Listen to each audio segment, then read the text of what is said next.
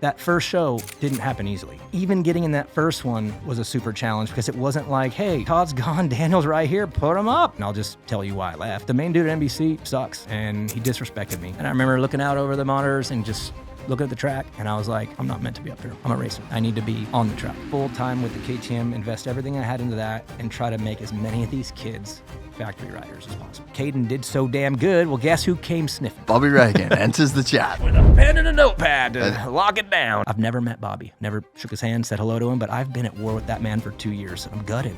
I hate that team.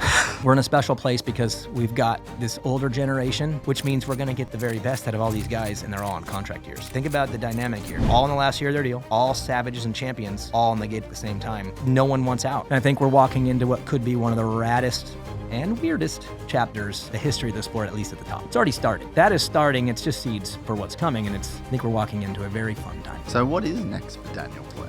You want to know how I really feel? I am so confident that what I have created and what I'm about to offer to the sport is going to be so impactful, and that's what I want it to be. I put my whole heart into this. Before we get into this episode of the podcast, we need to bring you a quick word from our sponsor, motorsport.com. I got a YZ450F out the back there that I got some upgrades to do. You know exactly where I'm going. I'm going to need some help with customer service, so I'm going to chat with a gearhead.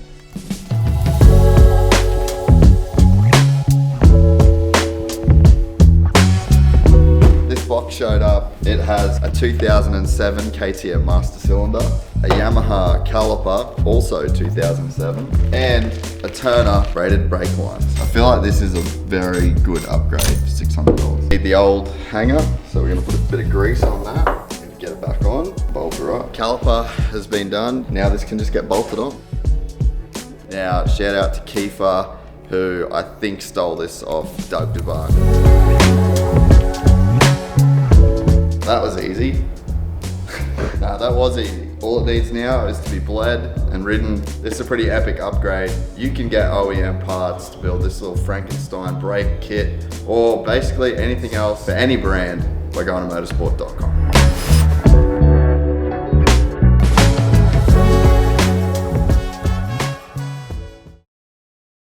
I met a gypsy. Daniel Blair, What's up? we're back. Like, are we? Face to face this Are we time. recording? We're on.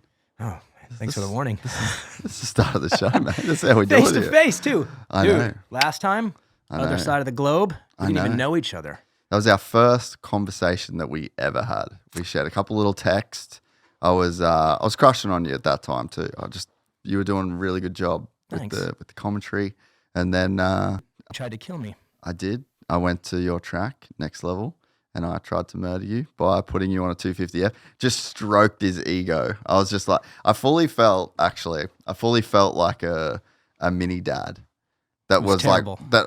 I had a son that I knew wasn't good. I felt like my dad talking to me on the start line, like, all right, mate, we're just here for fun. No one wants you to win the race. No one cares. Just want you to go out there and enjoy yourself. And then next minute, Blair is just full mudder and ends up cartwheeling. How many times did you crash? 3 times the first moto, which I think I only got 2 laps in. And then only once when I came back around weirdly to try again. But It was huge. it was so terrible because you were really influential. You really, it was peer pressure on display. Because I don't like mud. I hadn't raced in 10 years. There was 5'5". 5'5". I mean, we struggle to touch in the mud, okay? Mud's tough for us little folks. There was so many reasons why I shouldn't, but you're just like, bro, it's the Verb Classic, and I'm here. Okay. And there was some dude that he spent his like childhood racing or some shit, like some 40-year-old guy that's still ripped, and he was like, I just know I can beat him. No, that was not it. It was a new friend to the area, a guy named Doug Earls, he's a local vet guy who rides pretty well. I actually coached him a bunch Rides there. really well. What did I say? Did I say it wrong? No, Barry? no, I was just reiterating. Okay. Maybe I've lost the No, touch of the vocab. But he was a guy I coached there, and he was cool, but he's mouthy, and he loves to talk smack. I love to talk smack. And he was piping, so I had to go and beat him, and I cared a lot, and that was the problem. I cared too much, and then I crashed. But if you actually watch that crash back, I could have got hurt. pretty Dude, bad it on was massive. And I was sore, but I didn't get hurt. And God, my wife was so mad, dude. Like you have no, and then you came to my house and my wife was not happy with you. She was pissed because that was kind of our deal. It was like, you're done. Yeah, when I broke my second femur in 2015, my wife, she came to the hospital while I was in ICU and literally charged through there to get to me. And she's like, "You are done. And if you think you're riding again, I'm getting a lawyer." And I'm like, "Yes, ma'am." That was it. So imagine her finding out that I decided to race and I almost died. Thanks to my new friend, my peer pressure friend here, who is also Babe. He's here. He want to meet him. He's in the car. Yeah. So that was the experience when you came to the Verb. It was a fun day though. Great track. Really good track. Rad elevation. It plays with the hillside so good. Yeah, Next Level is a cool place. And the Verb, I mean, it's a cool race because racing is cool.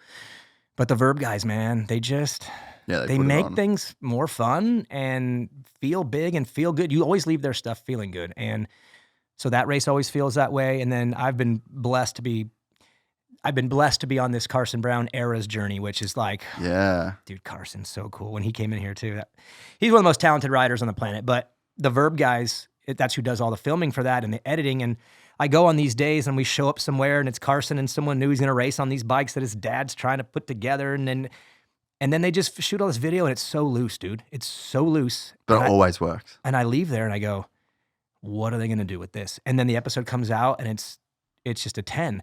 But that's those guys. They're like the coolest dudes in the sport, and they just bounce around doing rad stuff everywhere, and I get to do some stuff with them. So love those boys, though. The Eras thing's been cool. That was one of the things I was going to talk to you about. It's just it's like hard to make dope content now. Yeah. Like it feels like everything's been done. And then here you just have the perfect guy, the perfect idea. Hammer's just fully cooked on that. And then lives on Carson's channel. He's like a Red Bull guy, but you just did AC, and so it just works so well. And the views that thing gets is great. Like Carson Brown, I think when he got a Red Bull deal, everyone, which is a lot of people when they get Red Bull deals, they're just like, why are they doing that? What are they doing here? And then it's like, ding, they were seeing something you weren't seeing.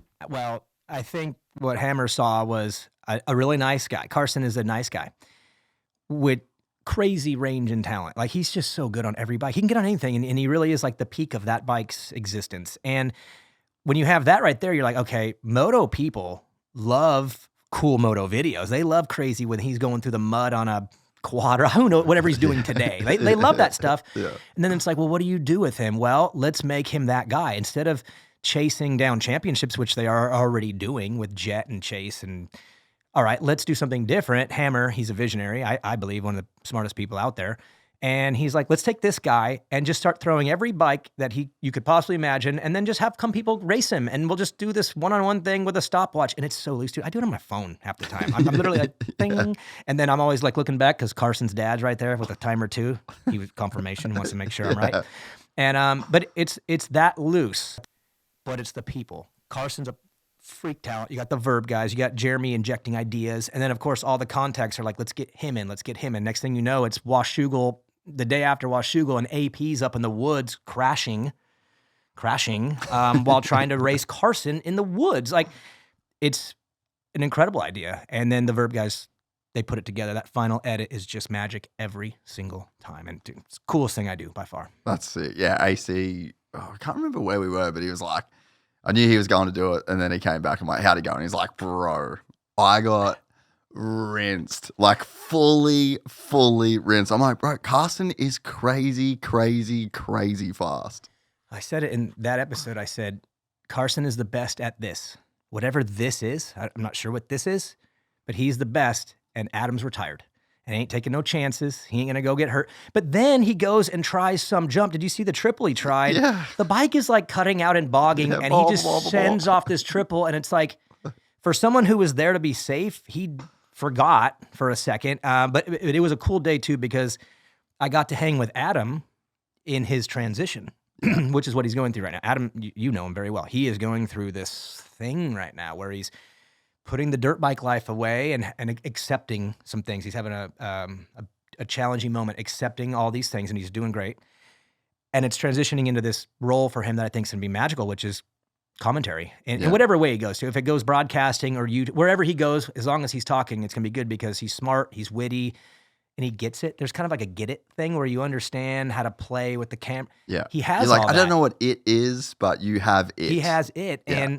And so it's fun to be with him right now while he's living in the later stages of that racing chapter in memory, and he's bridging into the new Adam. And I think the new Adam is going to be pretty special. I really do. I'm a big believer in him. So being with him on that day was like the middle of his transition because he's jacking with me and like, he even, I'm the host of this. We kind of played around this little like, I'm here to host.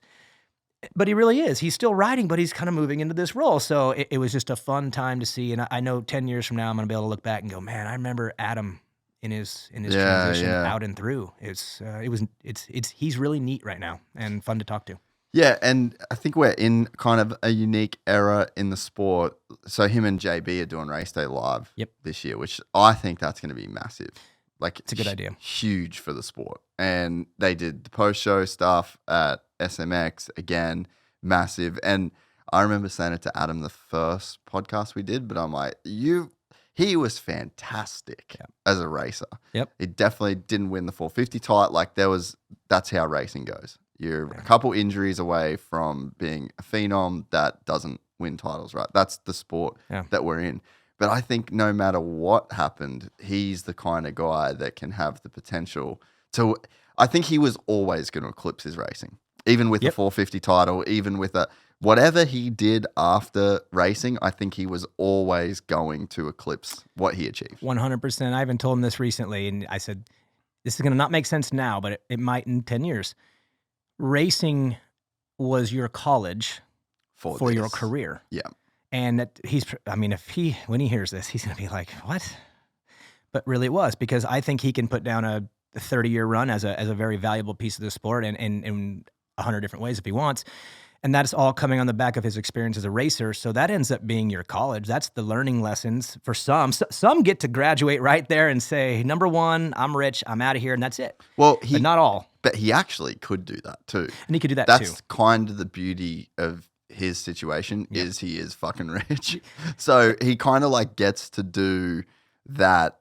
It's an easier bridge out without there's like no pressure. You know, like I feel like he can choose. He's very smart with his money. Yep. You know? and smart moving forward. He's gonna be fine. I do think that all those experiences of his racing will generate him into being what he's going to be next, which is going to be very special. And I think that that works for everybody in life. I'm sure you have chapters in your life that you thought was going to be it for you. I mean, I'm guessing we're going to get into some things, but I've had a couple things that I thought were my thing. They're not. But those are all learning lessons for the next thing and the next thing and the next thing. And maybe someday you get to your final destination, but maybe you don't. Maybe you just keep cycling through things, and then maybe that's where I'll be when I'm 80 years old and look back and say, man, I lived like 20 different lives, because I think I've lived 5 by now. I think I'm at 5. Yeah. But I do think these things, they're just like they're data acquisition and emotional exploration for the next thing. And he got beat up badly in the last thing, and I think it's going to make him super special in his next thing. And maybe that's the last thing. Maybe it's the start of a lot of things. But Adam's going to be great. I'm a Team 92 guy, dude. I was number 92 as an amateur my whole life. Here comes this kid out of Florida, little 92, and I was a fan all the way through. And you can ask him this, man. In his DMs when he chose number 9, I destroyed him in the DMs. Came at him super hard, not appreciative of the decision. Team 92 broke up. And I even told him. Broke my hub. He did. And I even told, and then remember they were going to maybe let him run 92 at his last race. Oh, did he have to on his jersey? No. I think he. Press day. Okay. And I was like, remember Roxon wearing the Monster Fox jersey at Salt Lake? Were you there? Was that this year? Yeah, dude. Maybe I didn't see it. What? Gangster move on Ken's behalf. But can you find a picture of that? Ken is like doing Race Day Live with like the Fox Monster jersey for AC. No, I did see that. And it was great friend move. Very good friend move. Not the best Red Bull move. Kenny does what Kenny wants to do sometimes. That's fine. But no, when he came out in that 92, dude, my heart was all fuzzy. Yeah, and then they wouldn't let him, and I was super mad for a few minutes. I was like, what? Yeah, why? Who gives a fuck? Like, what's at stake?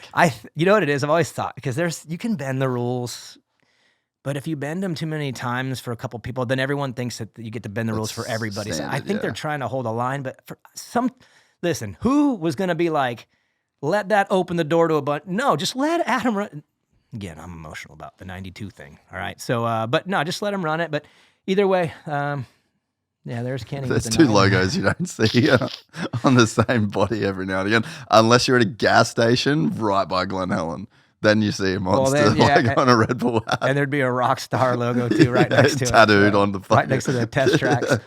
No, that is pretty funny. But yeah, Adam, man, great dude. And he made it through the grinder, and he's gonna be great. I think he got very lucky too in the era that he's in, right? Because like you look at like a Jeff Emig. I mean, he was commentating for like a bunch of years and doing what he did, but he kind of like just did that. There wasn't like the internet, there wasn't the social media following. Like you kind of didn't know him as the racer in the same way that you knew Adam. You hadn't watched his whole life. I think that there's something special about the potential of media these days and like where AC's jumping into media, because there's like, we've watched him his whole life.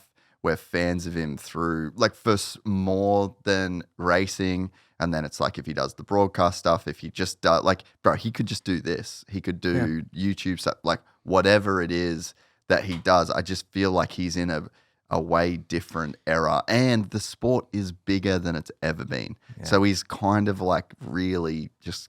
No, it's great timing for him. And you're right. The sport's cool right now. It is really cool. And it would be, I will say, it would be cooler with Adam on the gate. It would be great. A strong, healthy Adam on the gate would be my first choice. But if that's not possible, then this is the next best choice, which is to have him commentating. And then JB, let's talk about JB too. One of the raddest dudes ever.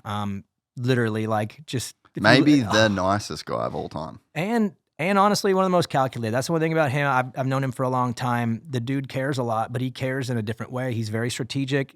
He takes intentional. Notes. And he takes notes, and he dissects, because if you look at the way he even rode and raced and the way he lives his life, it's not from sending it. He doesn't send anything. He's not risky. He does everything proper, and he does the best of proper, and that's why he's so good at everything he does all the time, and he's consistent at it. And I think them two together on Race Day Live is going to be crazy interesting, because they're both current. They both could right now get on the track and whoop mostly everyone out there. Yeah. And that's going to be unique. But then also the fact that there is no host, which obviously Dan Hubbard's not there. And I do want to make a point about Dan Hubbard. That is the nicest man I've ever worked with. He's the hardest worker I've ever worked with. And he cares so much. And I know he gets a little bit of a rap from the fans sometimes, and that's because he's not in it every day. He does have another life that's outside. He's BMX guy, dude. He's like a big BMX guy. So he's connected, but he doesn't live in the trenches of this sport every day. So he'll miss a couple times here and there, little things, but it's because he's going for it and he cares. And I'll tell you right now, no one knows more about privateers than that man there on the property. And he was doing that job when nobody else had their hand up to do it. Yeah. You know what I mean? So there's also some, like now, and this isn't a knock at JB and Adam, like it's literally the timing and the way the careers goes, but like no one was putting their hand up to be like the dude that just had to sit through all the C practices, all the B, like just being that guy, doing the random little interview. It just wasn't the thing that it is going to be going forward. And like he was the dude that put his hand up. It's the same as the press conferences. No one wants that job. No one even went to the press conferences. Bro, like until for 5 years, bro. That's what I'm saying. I didn't want to do those. Like people that he was the guy that was humble enough to do the jobs that nobody else wanted to do, and nobody put their hand up. And the nicest guy. And got put in a really, really hard spot. Let's be honest. Post-COVID, that's when the change happened, and Jim Hawley left, and Dan got put in. And right away, it was dysfunctional from the beginning, because I was the host with Jim. But Jim's the ex-racer, so I think everyone's starting to understand how this works. You have a host, and usually your host is not the athlete or the experienced one. He's your traffic cop. He's bringing you in and out, and he's kind of steering a ship. Yeah. But the other guy, there's the responsibilities on that guy. He's the analyst. He's the racer. We want to hear from him. And so right out of the gate, it was me and Jim Hawley, which was cool because I was a racer, but I had to learn how to be the other guy while I had Jim, who was just the funnest guy on the planet, man. Just working with him, every show was so fun because just Jim. But it was two racers. That was the dynamic. When he leaves, Dan Hubbard comes in and goes right to the analyst seat because I was the host, and just that's how it happened. It was very last kind of second, and all of a sudden we're at Anaheim, and I'm like, so I'm the host, and Dan is the analyst. Why couldn't it be the other way around? It happened too fast, and I was the host of Race Day Live. That was who I was. I came in that way, and that's just, I think that was just the initial thought is I knew how to get through the shows. I knew how to get through it all, and he was new. So we did that, but then we did switch. I don't know if everyone can kind of go back in time, but we ended up switching roles out, which was a better thing for Race Day Live. It did make things super complicated for me moving into future years when I was chasing the play-by-play spot, but I'm the analyst all freaking day on Race Day Live, and then the next week I'm over. I mean, it made my life... There's a lot going on. A ping-pong ball of whatever. But for Race Day Live, it was better because Dan is a host, and I'm an analyst. Move forward to now. You have JB, you have AC. Where's your host? Yeah. You don't have one. But here's the kicker. JB, your detailed note guy who does everything right, cares a lot. Dude, he's ready. Like, he's ready. I'm good friends with him. We've been talking. I wouldn't say we work together, but I definitely work with him a lot on things. We do arena cross together, so we go to Chicago together a bunch. Yeah. So we spend a lot of time, and he's moving into that role, and he has to now be what I had to be, which was the host, but as a racer. But he's got Adam next. You see how this little board looks weird? It's going to be good because JB's going to be able to handle the role. Yeah. He's so smart and he's so good. But then he's going to be able to break into hybrid mode with Adam, who also could play that role. Adam could be the host too. They're that talented and they're that smart and they're that with it. So you have two racer analysts who both have host potential, and now they don't have a choice because they're doing it. You give that a month or two? Yeah. Bro, we've never had anything like that, to be honest. I mean, again, the closest thing to that was me and Jim. We're talking me, an arena cross guy, and Jim Hawley from the 80s. Like, that was that was the most racer Race Day Live show we've ever had, and now you're getting Brayton Cincerello. Dude. Probably, I mean, I would say, from someone who knows, that was one of the better moves they've ever made. Yeah, and I'm just excited to see. I think it's going to be the best season ever. Like, it's going to be insane. Sets up for it. There's a lot of crazy bench racing that we can get into in this episode, amongst other things. But yeah, it's like just the timing of everything is going to be crazy. The sport is rad right now. I think we're in a special place because we've got this older generation that has refused to move on, and they're so sick, dude. Which they shouldn't. Why? They're making a lot of money, and they love it, dude. I was just at Baker's Factory 2 weeks ago, and Malcolm, Barsha, Plessinger, those boys are working hard, but they're smiling and laughing, and they're making money, and they're mostly at this point not making money. At 30, dude, 30 is the tipping point in this thing. You're not making good money usually after that unless you're very rare. They're all in there. Anderson, Eli, now Kenny and Dylan, they're all getting to 32. Coop's about to be 30. This sport is very talented old, but then there's Chase in his prime, and Chase is just a sicko in his prime. And then you have this Jet, Hunter, Jay Coop generation coming in. Deegan's coming in behind that, bringing Kitchen with him, bringing this whole thing. The sport, the pipeline is so fat and full right now. And that is what makes good racing, because sometimes Jet takes off, and that's a tough night to watch. But there's something in fourth going on that's probably pretty sick between what? Kenny and Hunter, or Eli and Jake. I mean, who knows? But there's something going on right there, and there's years when that's not happening. Yeah. So to me, the sport is good because it's so full right now. Yeah. It's so thick.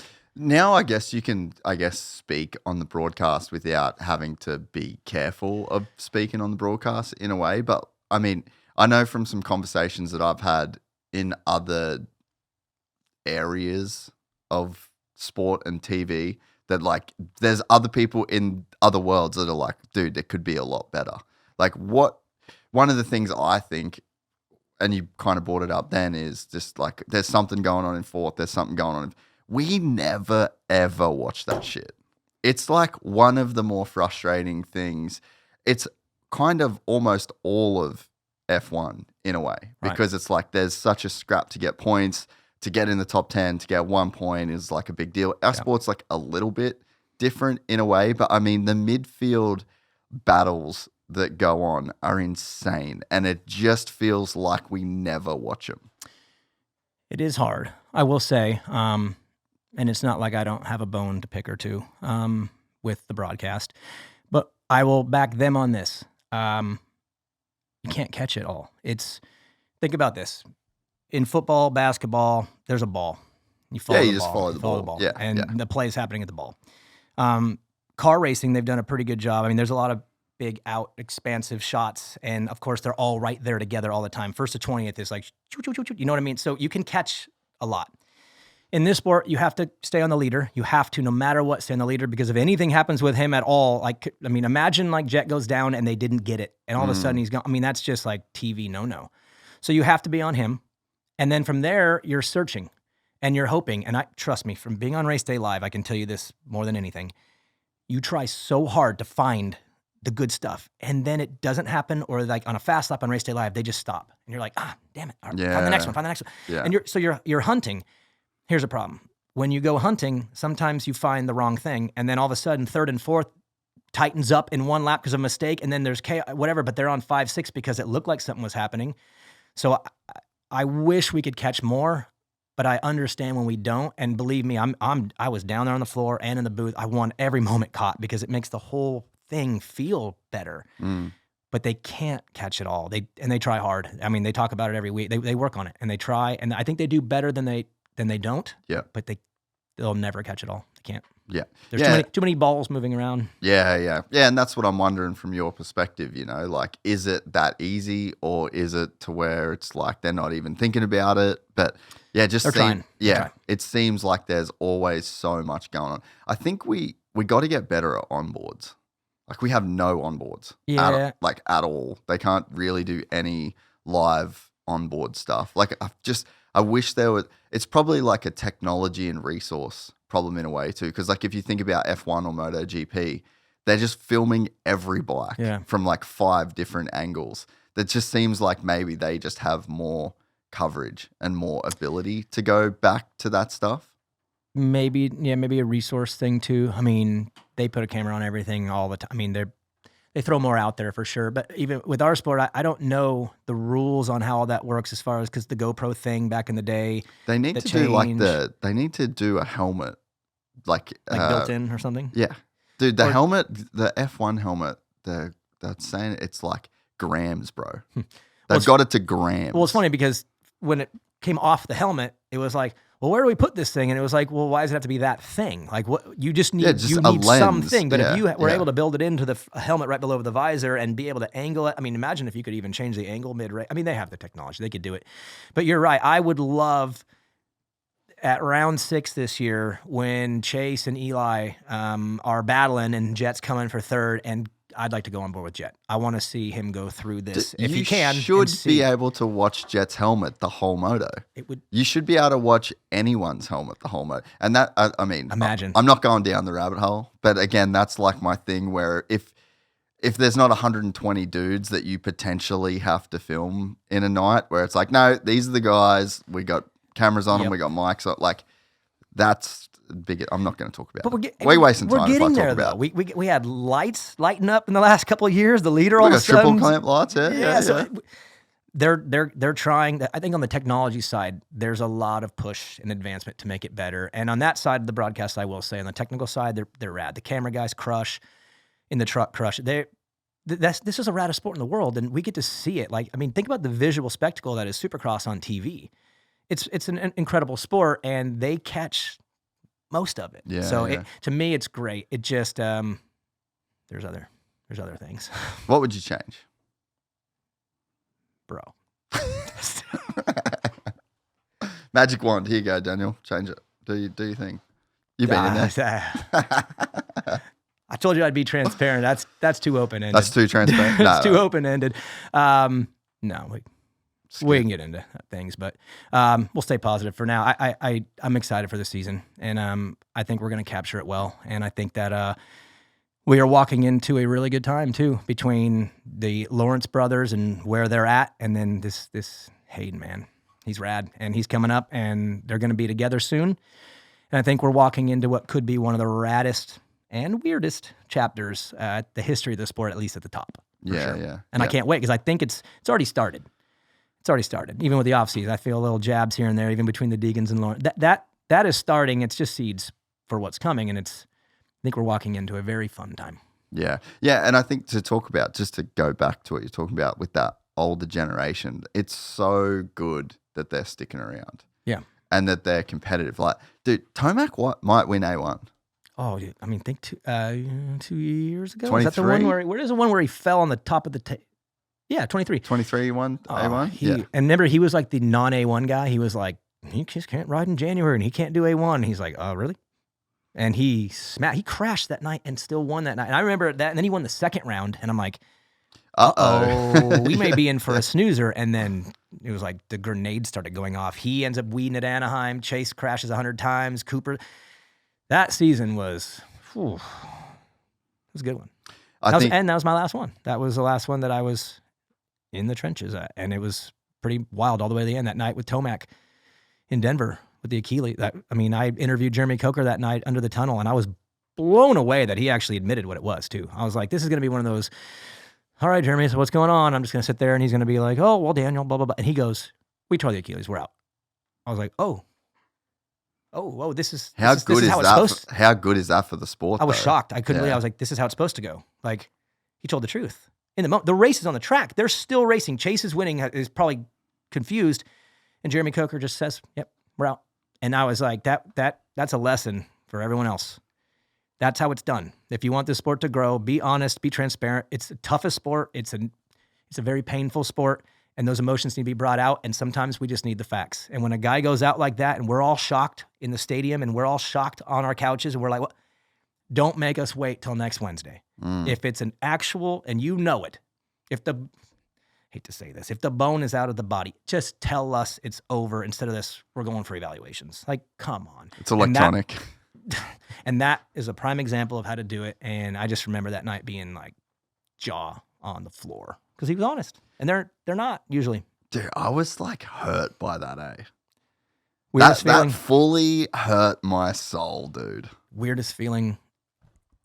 Weird, like quiet. I mean, it went from like, to brup, brup, brup. And it was like silence and confusion, and he didn't crash. So, you know what I mean? Like when you crash, it's like, and everyone knows it's like something came from that. He overjumped a jump by a couple feet and then pulled off. Like people are like, what is going on? Like, and he's winning the championship and it's in Denver. It was the most confusing night ever. Yeah, hometown. I was in Dubai alone. I was just in my apartment in Dubai. And I ended up making a video because I just like had to talk about it. I was just like, what happened? Yeah, what? What did we just, that's not fair. That's not cool. That's not how this is supposed, that's Eli Tomac. That guy's a hero. Well, that's not cool. Probably extended his career by 3 years. I was just going to ask you, if he wins that championship, no chance, bro. I think he's out. No chance. Because I remember Dungey, when Dungey beat Eli in Dungey's last year. Yep. And Eli was a beast. Dog, that year, dude. Good God. New York ruined that championship. Dude, that was the weirdest night of all time. I remember Dungey in the post-race press conference, and I got good at reading these guys. You could, when you're on the podium with them all the time and you're at press conferences, and I was always at the press conference just looking down at them and like reading them. Dungey looked like relieved that I will never have to deal with that again. Like that's the pressure of this next guy. To me, he felt over it. And Eli, I believe, wasn't feeling that all the way, but I also think that in reality, he knew that, man, Chase is getting good. And then that Jet kid he's good too. This is getting tougher. And I could see him right then being like, that's enough. And he was old enough to. He won a lot, dude. He won all those outdoor titles. Now he would have had 3 indoor titles. Dude, he's gone. But he's not. He's here. And I do think it's because of that night, 100%. And he seems weirdly motivated right now too. Like what are you after, bro? Like you've won everything that there is to win. You've done it a lot of ways. You're the oldest to ever win. Like what are you chasing? And I don't know what he's chasing or who he's chasing, but to me, he seems pretty oddly determined right now. I learned a lot this year by watching Danny Rick go through what he went through, right? Mm-hmm. So, and I've literally said this to Jet, like we were talking before. like, this was another thing I said to him after the thing. I was like, bro, Danny Rick has made more money than you and Hunter will make combined. And you are both going to make a lot of money. Yeah, you're both doing great. And he is fighting tooth and nail to keep his seat at AlphaTauri. He wants to be in a Formula One car. Mm-hmm. He can do anything. He could be in Hollywood movies. He could be in TV shows. He could do nothing at all. He could live on his farm for the He is fine, and he is trying to race. What does that tell you? And to me, that told me that there's a point in your life where you go, this is actually just going to end, and I'll never do this again. And if you can get your head in the right place with that, I think it makes you just want to kind of keep going because you know that life is long. Yeah. You've made enough money. You're never going to have to do anything again. So you can just do the thing that you want to do for the right reasons. And for the right reasons. I honestly think that's where Eli is. I think Eli's got, I'm actually just like, this is just going to end. Yeah. And when it ends, I'm going to be kind of searching for shit to do. So, like, why let it end? Yeah. Coop's probably in the same boat. I mean, Coop's made a bunch of money. He's, like, got a cool family and he can go do his thing. Like, all these guys, I just think they've got to this point in their life where they're like, this is great. Like, this is actually a really cool, challenging, motivating, fun thing. I get to ride a dirt bike. It's like the attitude switches from I have to do this to I get to do this. Mm-hmm. And there's just like an appreciation for this thing that you can do. Do you think, because I do think pressure wears on you? For sure. So I think it does. And I remember the Villapoto years. Don't win 4 in a row. Yeah, don't win 4 in a row because you're defending so much. And eventually you're like, I'm rich. I don't have to be defending this anymore. And so I feel like for a lot of riders, the expectation and the pressure of having to is what makes them think of the exit. But if you're Eli and you're Coop right now and you're like, you know what? This sport has decided that Jet Lawrence is the man right now and that Chase Sexton is the man and that I'm the old guy sticking around. I don't really have all that same pressure anymore to win. It's all internal now. It's not external at all. It's just purely internal. And when you can get rid of the external pressure, look around at your life and go, man, I'm rich. I've succeeded a lot. I'm pretty dang good. And the only pressure internally is because I want this. Oh, that's a dangerous racer right there. So does it pan out? We're talking about a guy in his 30s still. That's a reality. I mean, if it pans out for half I want to see him near at his best just to inject that into this series. And I think we're going to get it. I think he's really hungry. And I don't think it's like something he's chasing. Something internally is driving him still to do this. And I want to see what he does with that. I'm excited. Dude, I sat in the stands at Charlotte, right? My brother was there. Dude, like, I was too. just like, I was with all my boys. I was a fan. Yeah. And we sat up in the stand. And when Eli come past, that fucking 450 just screaming. And the crowd, every single lap, that first moto when he was beating Jet, I'd be doing it just for that. Dude. Like, fuck the results. Like, just those moments. The feel what the crowd was like pushing towards that guy. Like, the reverence that we all had. And like, I've been to a fucking million Supercross races. And me and my brother are just in the crowd. Oh! And we were just losing our shit because we were watching Eli Tomac fucking ripping. But like, take my money. Yeah, but the cool part is you're not an Eli Tomac fan with a number 3 jersey. That's not what you were there for. You're a fan of the sport. I'm a fan of the sport. And I like moments. And I like things to talk about. And Eli's absolute smash job that first moto was like, that's good for the sport, man. All I could think about was no matter who wins or loses, sometimes the right guy on the right day does something and it's big for the sport. And I think the whole sport that day was like, Eli's my guy today. At least today, Eli is my guy. Yeah. Who wouldn't, other than maybe like the diehard Jet fan or the diehard Jason Anderson, the diehards. But outside of that, everybody was Eli that day. Oh, it was dude. So sick. And you're right, it was so loud, dude. He's just... And Jet's behind him, just like... purring behind him. But, dude, Eli does make... Eli's just riding a dragon, dude. It was the best. Hey, riding a dragon. So I was at Baker Factory a couple weeks ago, and which brings up a point I do want to make on Barsha. But you got all the boys there, right? AP, he's just purring around the track, dude. He's good with his engine. Then you got Malcolm, and he's a little more revved up. He's kind of in the middle. He's right in the middle. He's pretty much right, I think, for a 450. And then you hear around the dude with them in it because they're like a pack, right? Yeah. And it's so ridiculous. And I don't know how he goes 20 minutes. And even the boys, they laugh. They're like, dude, he's an animal. The guy, Barsha, can ride on the wick, revved limiter for 20 minutes straight and comes off. And he's like, yeah, that was a good moto, boys. Like, it's insanity, but it's so loud, dude. And it was just a funny joke amongst everyone how, dude, since he got onto the property, it's gotten louder. Yeah. But my point on him, and I think this point isn't just him. I think this is Jason, kind of fits Malcolm, that blanket. it's their whole group. Yeah. They're not done. They're motivated. Why would he, in his final year out, go to Baker Factory? Like, why would, after all these years, you're going to, on your last year, ride out to the sunset, you're going to go to Baker Factory? No, that tells me he was looking for another piece to the puzzle so he can have a good year because he wants 26. Yeah. I think he wants to stay. Malcolm, Jason.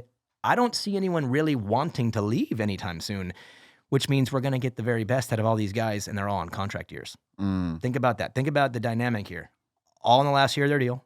None of them want to be done. All savages and champions, all on the gate at the same time. No one wants out. Everyone wants to stay in. It's going to be, I hope, maybe the best season ever. Yeah. Because of that dynamic right there. Yeah. Yeah, it's definitely got the potential. And I don't think, like, who's moving up to the 450 next year? 20, you mean 26 or right now? 26. It's the third, bro. We're in it. We're in 25. That's right. Time flies. We're bro. deep in this thing. Show 1 to 20, Yeah, 25? Yeah, bro. Yeah. Appreciate it. Thank Appreciate you. coming. Thanks. Yeah, no one's moving up. No. It's going to be some musical chairs next year, I'm sure. Yeah. Well, I'm wondering on that too because you Where's start. Chase going to go? Man. You were I'm an open book. No, I was gonna say He called it. What? You were saying you're gonna let loose. Where's Chase? I'm letting loose. We got a long ways to go. I thought we were going 8 hours. True. Yeah. I brought some magic mind here, dude, to get through this sucker. Don't hit it yet. Where does he go? That's Eli's decision. Yeah. Okay. So that's my opinion. Yeah. That would be the spot. If Eli wants to keep, but did Eli say he's out? Did someone may have just told me that? Did he say did a thing in that? Did you watch the SMX preview show? Well, I think in the go find that SMX show that they just put on NBC. I think he says if you can fast forward it, maybe mute it and just try and find it. Did he say one more year? I think he said like one more I think he said one more full season. So maybe that leaves the door open for a half year or let's see. He's living, bro. Yeah, he is. The king of Cortez. Yeah. Fast forward a bit. I may already be done, but I'm healthy now. Dude, imagine living there and just getting to ride the sickest bike every day. The sickest track. Oh, go back, sorry. I'm going to give this one more full season of SMX. Yeah, okay. So it's like, it's pretty, he could do another Supercross. Well, and I say that because if you look at the positioning right now in the sport, the Lawrences they're going to be there, I'm assuming, right? Probably for 100 years. I don't see that changing ever.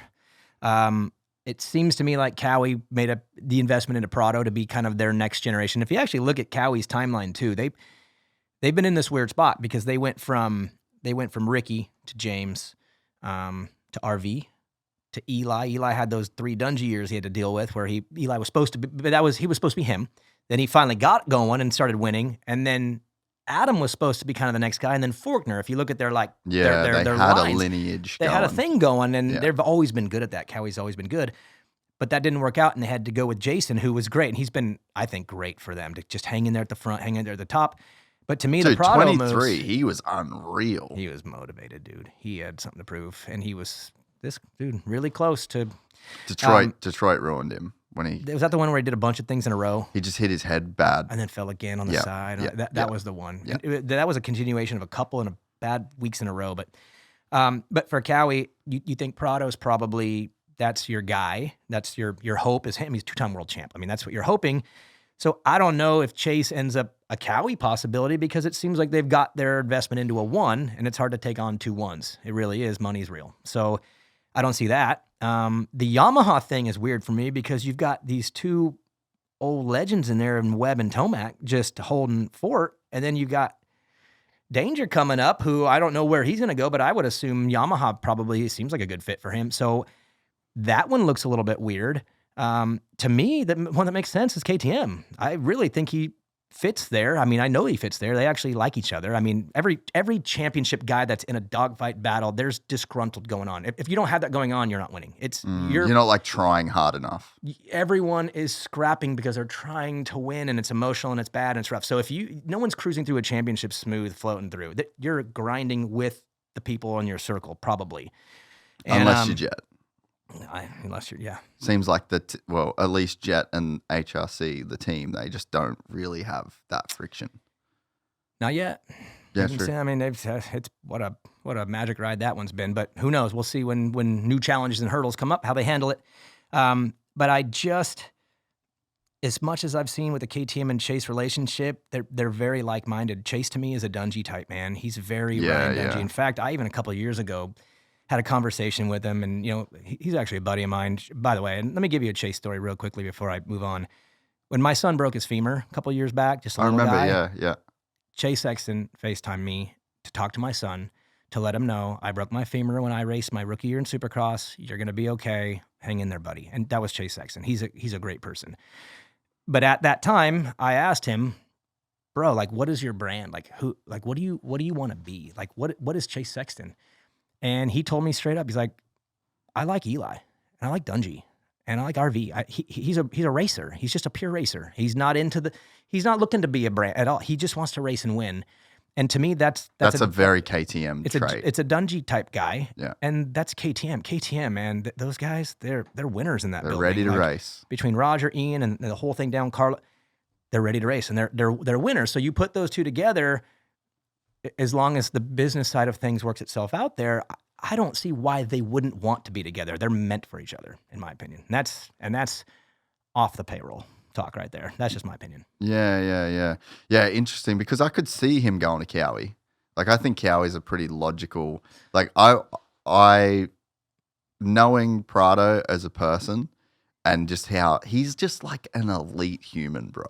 He's a pretty cool guy. Like, you talk to him on camera, elite. You talk to him off camera, elite. Replies to every text message. Yeah. Like, you're never gonna wonder if he's gonna text you. Like, he's that guy. Mm-hmm. Everything that he does, he's been successful. Like, he's just got that very champion mindset and like champion in life, you know? So it's very hard for me to doubt him as a person. I don't think he's going to win the Supercross Championship in 2024, but going forward, like, or ever. I'll be blunt. Ever. He's not going to win Supercross. It might be too much of a gap. Yes. To overcome. But dude, motocross. Yeah, absolutely. Like right away. It's scary how good he will be for a long championship on tracks that he enjoys, on a bike that he enjoys. So it's like, does Kawasaki go like, okay, let's try and win the Supercross with Chase and try and win the outdoors with Prado? Like, that's a pretty wild team. It's a dollars. I mean, depends if they got the money. I mean, they could find it. Depends if they're willing to do it, because Chase is not going to be cheap. Obviously, he's number one. He's won the indoor title, the outdoor title, the Motocross of Nations. He is an AAA lister, and that comes with A-list checks. So if they got it, great. But I'm curious to see what they're going to do regardless. Like, do you keep Jason another year? Do you take a gamble and go Levi Kitchen now and just say, you don't need to win a 250 title, buddy. Like, you're good enough. Let's just go get him now and get him under the umbrella. I think that they have a very gnarly decision to be made this year on what to do with that spot next to Prado, and maybe Chase is the guy. But if it happens, that would be the all-in. Yeah, that's literally. You would be scraping everything you got to put that one together, because he's the top of the pyramid financially.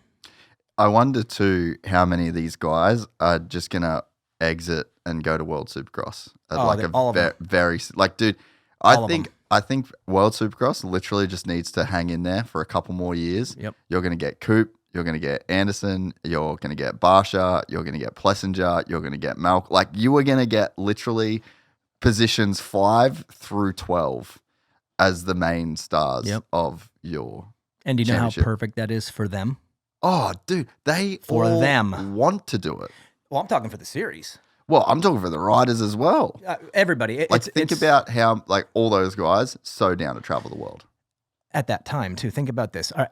If you're them and your goal and your job and your role in this big this sport of ours is to take World Supercross and start putting it in new places and spread it around the world. You don't need what we have in America, which is a gate of 22 dogs. You don't need that many because to them, it's not the depth that's bringing them into that stadium. It's the names. It's nostalgia. Eli. Man, I got like a hair or something. I could see it out of the corner. Where's the makeup crew? Can you get hair and makeup? Hey, I had back makeup. in here? I had makeup once. Did you before? Straight rhythm. No shit. They did makeup. Yeah, because Sal was doing it, so I was like, I'm going to do it too. It was the only time I ever did that. But me and Weege, we got in there, we got our hair done up, we got makeup on for straight rhythm. But anyway, what was I talking about? Those boys, WSX. Oh, yeah. So if you're them and you're trying to fill stadiums and take this sport to the world, you got Kenny and Eli. Mm-hmm. Like outside of Jet right now and Hayden, who are they're the thing coming in, right? That's this wave of what Kenny and Eli are the two biggest names in the sport. I mean, for how long now? Those are the two like top dog names. If they're there, you get to see them. I mean, that's worth it to the rest of the world. You don't need 22 guys. So all they have to do is grab a few of those guys at all time. Jason would be next probably because that guy likes making money and traveling. Malcolm, you're right. They're all going to get in there on the way out and make good money taking this sport global. And to me, that's great. And it's perfect for them because they don't need the best in the world, which Jet is right now. You don't need him. You need the big names that this world's heard about in the past, or that you could say, hey, that's a 5-time champ and a 3. That's all you need. So I think they did good this year because they got 2 big names. Eli's great right now. Everyone's fired up on him. Kenny's just a how forever. was him in Perth? Did you watch him? That was psycho. When he is using all the bike, you could say it when he tilts his head, and he like kinda, shoulder dip, and it's almost like he obnoxiously wants to just squeeze 450.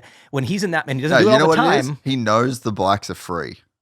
Yeah, that's how he rides it like he ain't got to pay for top end changes. He's like, fuck this clutch. But when he is not in that mode, he gets protective. When he's out of balance and maybe the bike, I feel like with him, it's a balance thing. When the bike is in good balance, we get all of him. And when it's not, he backs off. But when he's in his very, very best mode, like Charlotte, Perth, you could feel it. He rides with a feeling and energy like off of him. And that's what I want. I want as many nights of that.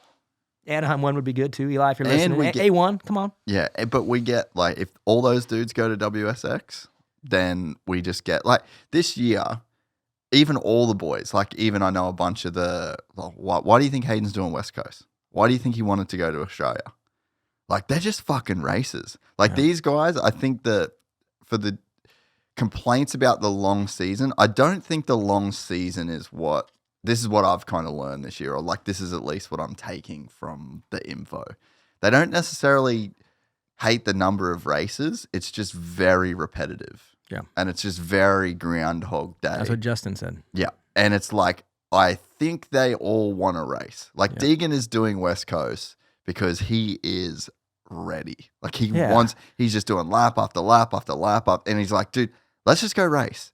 And, you can get to that point as a competitor where you're just like, all right, I need to go race. If someone could beat me right now, I'll just shake their hand. Yeah. Because I'm fucking on. And I think that that's what we kind of saw this year. Like, Jet was complaining about SMX. Eli was saying it's too long. They both went and raced all over the world. How about that press conference where they all said the same thing? I was like, whoa, boys. Like, they didn't get the memo. I'm glad I wasn't. I asked I followed up the question. Nick from Moto Online. Yes. He was the one that asked him, right? Nick. Nice work, Nick. Hey, amen. Yeah, hey. And I came in after and I like kind of tried to play like the Feld side, and then it just made him go in even deeper, and they were not stoked, dude. No, and I get it, because they're trying to sell the entirety of the package, and again, the sport in its whole in a package is so good right now. But so a bit of friction's good. Friction is what makes things better. That's how if everyone's kumbaya, whatever that word is. Just don't kumbaya. Kumbaya? Just don't nerf the shit. I don't think I've ever said that word till right now. First time I've heard it. Wow. But yeah, like don't nerf the sport. Like let them be pissed off. Yeah. And I've said it on the Hill podcast, but Sean Brennan was like, they'll complain about these races, but all of them will go do off season. And I was like, fair point. Guess what they all did? They're all cashing checks. So it's like there's two sides to every story. Like don't try and, I guess, mellow out or like nerf these storylines. Like they're real. They got a point. You got a point. I don't think there's a problem when people throw it out there and it can get chewed on, because usually when everyone in the group is like-minded and all hoping and pushing for something better, that usually is what generates better. So I don't think there's a problem pushing back. There's a difference between disrespect and like I agree. Shit than actually just saying. I remember RJ Hampshire once, dude. I was hosting the press conference, and he just went at his motorcycle and was like, pretty much was like, this bike sucks, and then blah blah blah blah blah blah. And I was like looking down, going, oh my God! But guess what? That friction, they squeezed and squeezed and squeezed and squeezed and squeezed, and he became a champion. So there's nothing wrong with throwing it out there like that if it's how you feel, which they all felt, and that doesn't mean you can't work around it and try to figure out a way to work around it and make everyone's visions come together. It doesn't mean they're right. No, it doesn't mean they're right, and it doesn't mean the other side's right. What it means is, let's have the conversation. Let's see how everyone feels. I mean, they are the athletes, but at the same time, the promoters are creating an opportunity for the athletes to make more money. I mean, maybe everyone needs to just sit down at the table and be like, what are we working with here? And that, I don't think that happens. But somehow this thing still moves all one stream, which is, like I said, it's like this sport is like the messiest thing together. It's together and it's going, but it's just messy inside, and that's probably why it's fun, to be honest. Yeah. Well, it's probably the podcast with Weege was very illuminating, because he really kind of broke down. He's like the ultimate just peacekeeper of it all. Yeah. Like everyone talks to Weege. Weege talks to everyone. Weegepedia too. He knows like everything that's ever happened ever. Yeah, he knows all of it. And the fact that we have we're lucky because we have a consumer-driven sport, and it's a consumer-driven thing. There's a product that you can buy. There's accessories. There's parts. So like if this sport, if it was just up to like the promoter to foot the bill, to pay for everything, it's not happening the way that it's happening. If it was just up to Feld, if it was just like, so there's all of these different parties. Everyone's got different things at stake. So it's like, while they're all moving the same direction. Yeah, that's why it works. That's why it pulls itself off every year, and why we come back around and do it again. It's messy, but it kind of works. It does kind of work. Weege is cool, dude. That straight rhythm. Everyone always talks about, man, I wish you and Weege worked together more. And it's like, me too, man. Like we just connect. We're very complimentary. And Hammer, back to Hammer, dude, Jeremy Malott, just raddest dude. Everyone's like, DB, I don't know how much longer straight rhythm is going to happen. I don't know where, he tries to make everything happen all the time, but he's like, I don't know where this is going to happen. This might be the last one. Can you do this one? And I was like, absolutely, but it's got to be with Weege, bro. There's like there's no other way. It's got to be with him, because we never got to work together. And this is when I was I was done at this point, and I'm like, it's got to be with Weege. And we did, and it was the funnest race ever. I got to be the analyst too, that's the one job at Supercross I never did. I did everything but the one seat. But that day with Weege, I got to be in that seat and work with. Weege is a dog, dude. He was a flagger, and now look at him. I mean, he's incredible. And working with him was just, it's very trusting when you're next to him and you just know he's got everything covered so easy. And usually I was in that spot, so I had all the responsibilities. Sitting next to him and letting him do it all, and just, it was the easiest show of all time, and the funnest and the most trusting, because the dude. He's Weege, dude. What do you reckon? Legend. What do you think makes him so good? He cares. It's passion. You said it's a consumer-driven sport? Think about this. Think about the passion that is in this sport, especially starting with the fan base or the customer base, right? In this sport, say you're watching the broadcast, you ride, or you used to ride, Yeah. You know somebody right now who rides or somebody who used to ride. But it always revolves around the bike, right? Everything's around the bike. And in this sport, we know what our fans do in this sport. They go and spend a crazy amount of money to go break their legs. That's what they do because that's what the Supercross guys do. I mean, if you're a vet right now and you're 60 or you're at the track and your kid's 10, dude, they get weeded up. That's part of the sport. And when you invest that kind of money and sacrifice to your well-being in your body because you love it so much, that is a very unique fan base, very unique fan base. And to me, this fan base needs to be rewarded at all times by the sport for their passion by having people like that who are injecting it back into them at all times. And Weege does. Weege doesn't clock in and clock out. Weege lives it 24/7 because he has a responsibility from the fan base to be him, which is A-level all the time. And he don't slip on that. So he invests everything he has, and it ain't fake. He loves the sport, and it's obvious.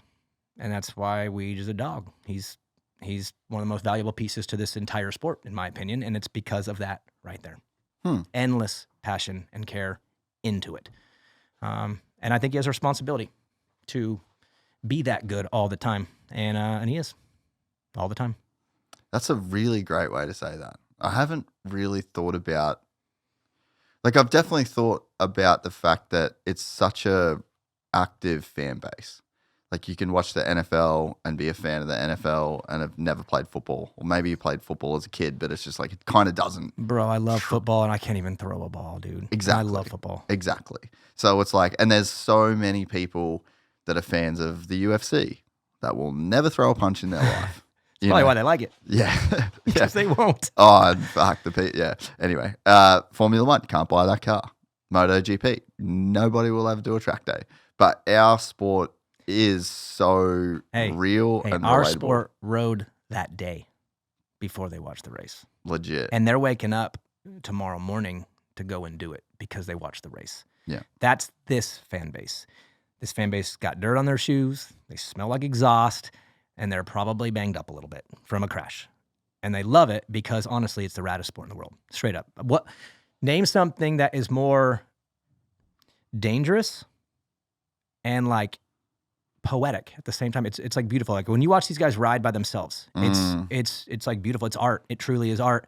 But then we're also talking about a bunch of, like, warriors who are literally, like, in combat with each other for 20 minutes on these motorcycles. It's the perfect balance of, like, danger and poetry to me. There's actually a Papa Roach song.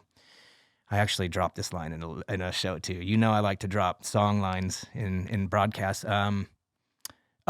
He says, Papa Roach, lead singer, says something, violent symphony. And I always thought that word, I was like, dude, and he's so good at lyrics. Yeah. That's the sport. Supercross is a violent symphony, dude. It's beautiful, man. It's beautiful, but it's also so violent and dangerous, and that's why people watch it and do it and get hurt themselves because there's something about it. It's addicting. It's like moth to the flame, man. We want to take that thrill and take that chance too, and then we want to watch Saturday night and watch the baddest dudes do it, and we want to scream and yell and talk crap to our buddies and text our. It's a cool sport in the world, man. There's nothing that touches it. Bro, even like Roost, just to explain to a person that doesn't race. Like, I went last year. The last time I raced was I went to the Blue Crew thing at Glen Helen, and, like, dude, if you are not at the front and you go up that hill on the first lap, the fucking legit pain that you're in from just getting shovel loads, you're getting literally sandblasted. I want you all to remember what I'm about to say right now so we can all feel this together. Next year at Washougal, when the 451st Moto gate drops and they come around that second corner and they go up, I want you to know that for the next 10 seconds, there's like 30 dudes taking a pellet gun to the chest for like 10 seconds, and they don't get to do anything about it but be wide open screaming. I screamed up that hill once getting roosted, just, and it was pure pain. I was just in pain, and then you come up over the top, and you're like, oh my God. So next year at Washougal, everybody, I want you to think about that uphill, and I want you to feel for anyone not in the top 5 because they are getting shot at for 10 seconds. It's the worst feeling in the world is Washougal's uphill on the first lap. I've never, ever, ever hurt like that in my life was going up that thing the first lap. That's so wild, eh? And it's hard to explain, but think about getting shot with a gun, just automatic. You just, 450s. You got Eli up there, dude. I mean, imagine. How fun is that hill though? Oh, Like the feeling, I've obviously never raced there, but we sick. rode there after the National in 23. It was like the Alpine Stars gear launch. And I was just up there. They always do stuff up there. I felt like the biggest lord of all time, right? Riding up that hill. That whole track's so much fun. It's It'll be terrible to race. It's terrible to race because it's skinny and it's stuff, but it's still legendary that and it always ends up being a good race day too. Weirdly, you know what? Sometimes those tracks where you're like, that track isn't.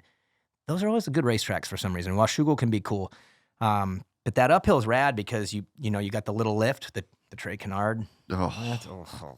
Brutal. And then you kind of have this like little pause, and then it kind of has these rollers up, and it's all about getting that actual rhythm up there, trying to figure out how.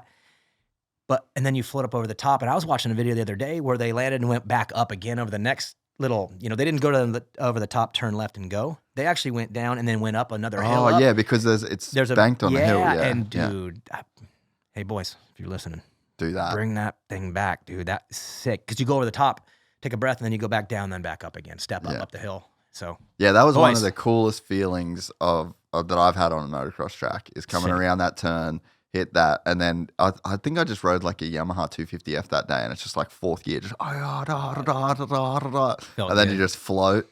Like that's such a sick little section. Yeah, I raced there all growing up, dude, because I was West Coast guy, California guy. So well, Shugo was on the schedule a lot. Berriman he was in here yesterday. We were just hanging out, and he's like, dude, I love Daniel Blair. Him and his brother used to wear like LBZ gear and have like studs on their pants, and they were like the sickest. Dude, that's one of those things in life where you look back and it's like you get known for certain things in certain chapters, and not everyone knows that chapter, so it's not like it gets brought up all the time. Is there any photos? Dude, okay. Is there a photo? Gotta be. But check this out. Let me tell you the raddest story about that whole Okay, wearing LBZ gear, number one. Let me make this perfectly clear. It was in the boot. I want to make that. I won't go another minute. Oh, you didn't do it. It was not outside the boot. And people always... There he is. Nah, there's got to be, not that. There's got to be better. Go to images. Oh, go to the left. Go to the left. LBZ gear is back. Yeah, it's in the boot. Dude, people all the time, they're like, man, Blair wore his gear, his pants outside the boot. No, I did not. It was in the boot. So you ready for the raddest LBZ story of all time? Oh, I wish I had it with me. If I would have known this was getting brought up, I'd have a photo. So we get this deal, me and my brother, and it's like, hey, this guy, he wants you to wear his gear. He's going to make moto gear and blah, blah, blah. And at that point, money mattered, bro. And we're talking, we needed to get there. Straight up, and we had a nice little check coming. How much was it? Like 15 grand. I think. Yeah, that's good. Dude, for where I was at that point, bro, I was like, no way, 15K. But I'm pretty. Yeah, see, that's not me. That's not me either. Dude, imagine racing that bike in that There's no gear. way that, and I never wore those. I'd run them right now. No, you would not. For sure, I would. I'd go Trevor Stewart on this bitch. Hit him up on a Stark.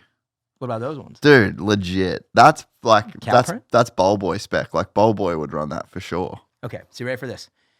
The deal happens. We're doing it. We're riding for LBZ. We're going to do a photo shoot. We got to go in there and do this photo shoot, me and my brother. And we get there, and he's got these two like LBZ model girls there. Remember the LBZ girls always had the stars over their nipples. That was their thing. It was LBZ stars, and it was their thing. Well, one of the girls was Kendra Wilkinson, who went on to marry Hugh Hefner, and then had that show where she was married to the Philadelphia Eagles player. Remember Kendra Wilkinson? Yes.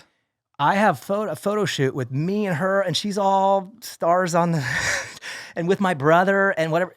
This is before she ever was found, recognized, whatever. And I ended up being friends with her for a while and like hung out with her and her boyfriend. And like, she was actually like really cool. We kind of became friends for a minute. And then I remember turning on the TV one day. I'm like, wait, and I'm like, no, that's not her. Yeah, it is. And she was a Playboy buddy and was with Hugh. I don't know if she ever married him or not. Well, I mean, I don't know if they were married, but it was the three of them. There was like she was one of the three. The other one, and then there was the three. Yeah. So she was one of them, but we did the LBZ photo shoot with her before she was ever found or recognized or anything. That's insane, dude. That's so random. Super crazy, right? That was such a cool era. Like, you remember SMP? You would have been too young for SMP. Do you remember SMP? Do you know what SMP stands Sex, for? money, power, baby. What about LBZ? What does that stand for? I never knew. I don't. It's either local boys or Lancaster boys. I never knew which one it was, but I've heard people say both. And I'm going to be super corrected right now in my DMs. I already know it's going to be like, you idiot. But it's one of those two. Yeah. Local boys or maybe Lancaster boys, something like that. Yeah, SMP, sex, money, power. We used to type in SMP, like motocross, yeah. SMP clothes. Oh, it's back. There Dude, remember that shit? That was the shit, bro. I was frothing to get anything SMP when I was in like probably 7th, 8th grade. Yeah. We used to draw the SMP logo. I would run that right now. Well, it's $39. It's in stock. Dude. Like, cool. Look at those. That was the shit back then, bro. And then the teachers would be like, what are you writing? SMP, like sex, money, power. Just in like ninth grade. Just rebellion. But no, that was one of the weirder stories in my long crazy life in this thing, dude. That's what you have to do to get by. Bro, 15 G's ain't nothing to sniff at. Had to get there, then. and that year was crazy. That was 2004. I went on the road, raced the whole series by myself. Back then, you could ride both classes too. You could ride 250 and 450, and you could ride East and West.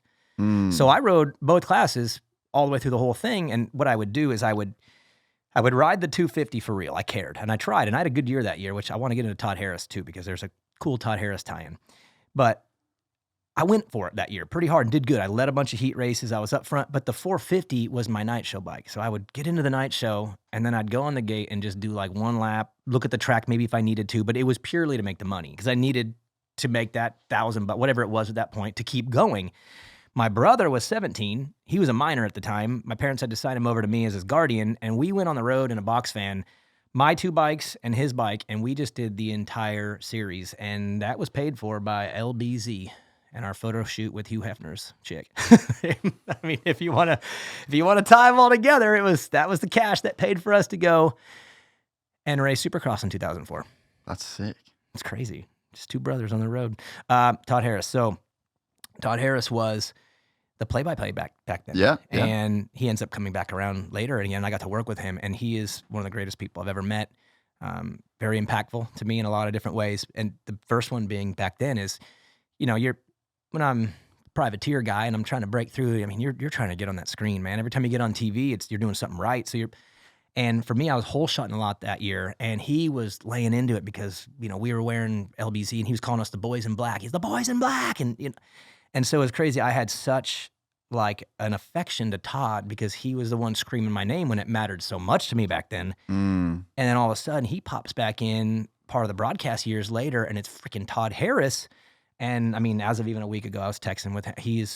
That's one of the greatest people I've ever met, and one of the most talented broadcasters as far as range goes. The dude's done college football, snowboarding, he everything you could ever imagine he's done. And again, one of the nicest people I ever met in the industry, period.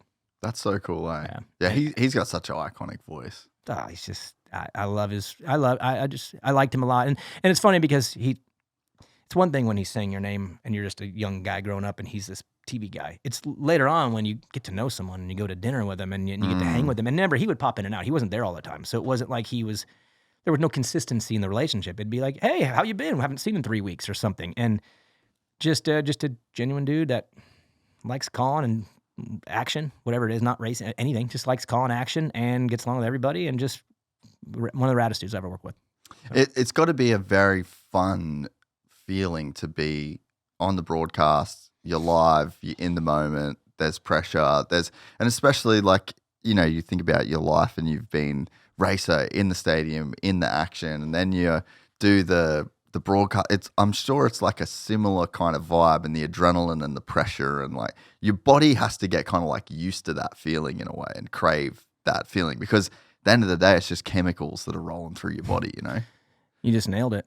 I mean, that's really what it was for me. Like there's the broadcast has all the ins and outs, right? Into the out of commercial break, you got a bunch of stuff, whatever, and then the gate drops. You go to the checkered flag, and then there's stuff on the way out. There's all that, and that part to me was always cool. Like I like that too. That's setup, and that's taking us to. I loved all that, but none of it compared to the gate drop to the checkered, because that was me reliving my race. Do I know what it feels like to be out there and those nerves and that pressure and that again, that balance, that violent artist feeling that you have to manage while you're out there. I know what that feeling was like. So for me, whenever I was on the broadcast, man, I started out way too hypey and excited. I mean, I had to settle down, but I felt it. My heart rate was up because I lived it for so long. So for me, that part of the broadcast, that's that feeling you're talking about. The rest of it wasn't. The rest of it was checking boxes and you got responsibilities. When the gate goes down, it's like, hat turns around backwards and it's like, drop it, because it really felt like a race to me. And I tried to call it that way too. I mean, I was uniquely a little bit different in the way I called the races, and that's because I was a racer. I came from a different background. I didn't go to school and learn how to broadcast and commentate. I raced. And so for me, once I transitioned and learned how to do that role and check boxes, it was like, okay, check the boxes, get it right. But then when the gate dropped, it was like, okay, pure feeling. I'm like, no rules, just absolutely bring this sucker to life, because that's what I felt while I was doing it. It was purely authentic. So, I will say that is the one thing that I truly do miss. I don't miss the rest of it. There's a lot of rest of it that I don't like at all, and it's very sour to me. But from gate drop to checkered, that was a continuation of me as a racer, and I got to do it with a microphone, and I felt every single second of those. It was just, that's where the magic was, and that is the one thing I miss. But then there's just so many other things, production meetings, phone calls. There's like so much of the extras around it that make it more of a job. But that's anything. I mean, this is the thing I enjoy the most out of my job. And then but it's like 80-20, right? This is like 20% of the time that I spend on the podcast is on the podcast. 80% is just like all this other bullshit. So that's the nature of any job. Yeah, and as part of it, and that's why that's no problem. It was just where that core drive came from was the race call. But what's sour to me is I would say it came in two phases, at least my TV career, you would say. The first phase of the career wasn't a lot of drive towards anything. I was just blown away I was there. I couldn't believe that they called me the first time, and then they called me and said, hey, you're going to Race Day Live, and then, hey, you want to go on the floor, and then, hey, you want... I for half of that journey, there was no chase whatsoever or drive for anything other than, oh my God, they're still letting me be here. And it was 1 year deal every year. And I was just, come back. Yes, I'm back. Yes. And that's all it was. That shifted. And that's what turned it into a career for me, because there was a defining moment, which is when they switched to NBC. What happened is Coach Tony, who I've talked about a lot on everything I've ever been on, is one of the most important people to my life ever, just the impact he's had. That was the day I was introduced to him. We get to Feld, and everyone's there to have this big, they do the big November, December thing where everyone comes together, and it's just the first big meet and greet for the whole new crew. Yeah. And this was all brand new, because now you have Ricky in full-time, Jeff, this was when Jeff left, Ricky goes in, Jenny Taft leaves, Will Christian goes in, Ralph stays, and then I actually went from this kind of part-time floor guy, like I was Race Day Live for sure, and then some floors here and there. That's when I went into full floor, and they went 2 on the ground, me and Will together, and that was like that was their assembled team. And I'm like, okay, cool, I'm back. All right, Fox to NBC, I don't really know the difference. It's just okay, same people in the building. I know Ricky, and I don't know Will, but Will's coming from the outdoors, and she seems cool and sweet. But across that table, who is that guy? And it was Tony Martinez. That's my coach. And I immediately, this was like jaw dropped, because they introduced him as Coach Tony. He's comes from an NFL background, and then he expressed that he coached Tony Romo and prepared him for his audition into TV after broadcasting. And I'm like, I hate to admit this, wouldn't even mind it being cut out. I'm a Cowboys fan. Right? Yeah. I hate it, and I hate Jerry Jones so much, but I'm a Cowboys fan. He coached Tony Romo. Tony Romo is my favorite quarterback. I'm not a Dak Prescott guy. I'm a Tony Romo guy. I love Tony. I love him in TV. And this man across the table is here to coach us. And he coached Tony Romo. I, at that moment, went all in, and I listened to every word that man ever told me from that second on, just out of pure, like, oh my God, he coached Tony Romo. I mean, it was that simple to me at that point, where it was like, dude's a legend. Whatever you say, I'll do. Yeah. And in our first meeting, we get at a table like this, you and I, and the first thing he says to me, you need to switch. You need to change your route, what you're doing. I'm like, what does that mean? He goes, you need to be a play-by-play. And I'm like, no way. I don't want in and out of the commercial break. I was already doing that on Race Day Live, and I didn't like that part. I hated that part. I was like, nope, I don't like that part. I'm a racer. I'm just a dirt biker. I like being an analyst. And he's like, nope, you need to switch. And he said, I've watched your film and your voice and your presentation and he said, weird confidence. He's like, you speak so confidently. You believe everything you say. And I do. I don't say anything I don't believe. He's like, you need to move over and be the host and the play-by-play because number one, you can do it. Number two, you're done. You're not going up anymore. You're on the ground and you're not going up anymore. And if you want to do this for a career, you need to move. And I'm like, I don't want it. This was never about a career for me. I'm just pumped. I get a check every week and get to be on TV. To me, it was really about that in the beginning. I was getting paid to be on television. That was like cool. And I'm like, I just want to be a dirt biker. And he told me a story, and man, it just it sucked me in, and it changed everything. This one story. He said Pat Summerall was an NFL player, and he was good, but he wasn't great. He was a player. And when this is way back, some people listening are like, who the hell? He's a football broadcaster from the John Madden days. Yeah. He started out as an analyst and somehow accidentally plopped his way over and became a play-by-play. But he was a player. And he learned how to be the play-by-play guy. And then next thing you know, he put John Madden next to him, the best analyst of all time in football history. And those two together are probably your best duo in NFL history. At least that's my belief. And he says, Daniel, that was a player who did not know anything but playing, analyzed. I don't know why he switched. I don't know the story on why, but he pivoted and switched and said, I'm going to learn that stuff. And he went on to be the best play-by-play in the history of football. Go for it. And I'm like, okay. And that was it. It went from pumped to be here to, okay, I want that seat. And it happened in one moment. And what he told me was, he said, Ralph Shaheen is the voice of Supercross, and you could be next. And you just need to get ready. And for 2.5 years, I did.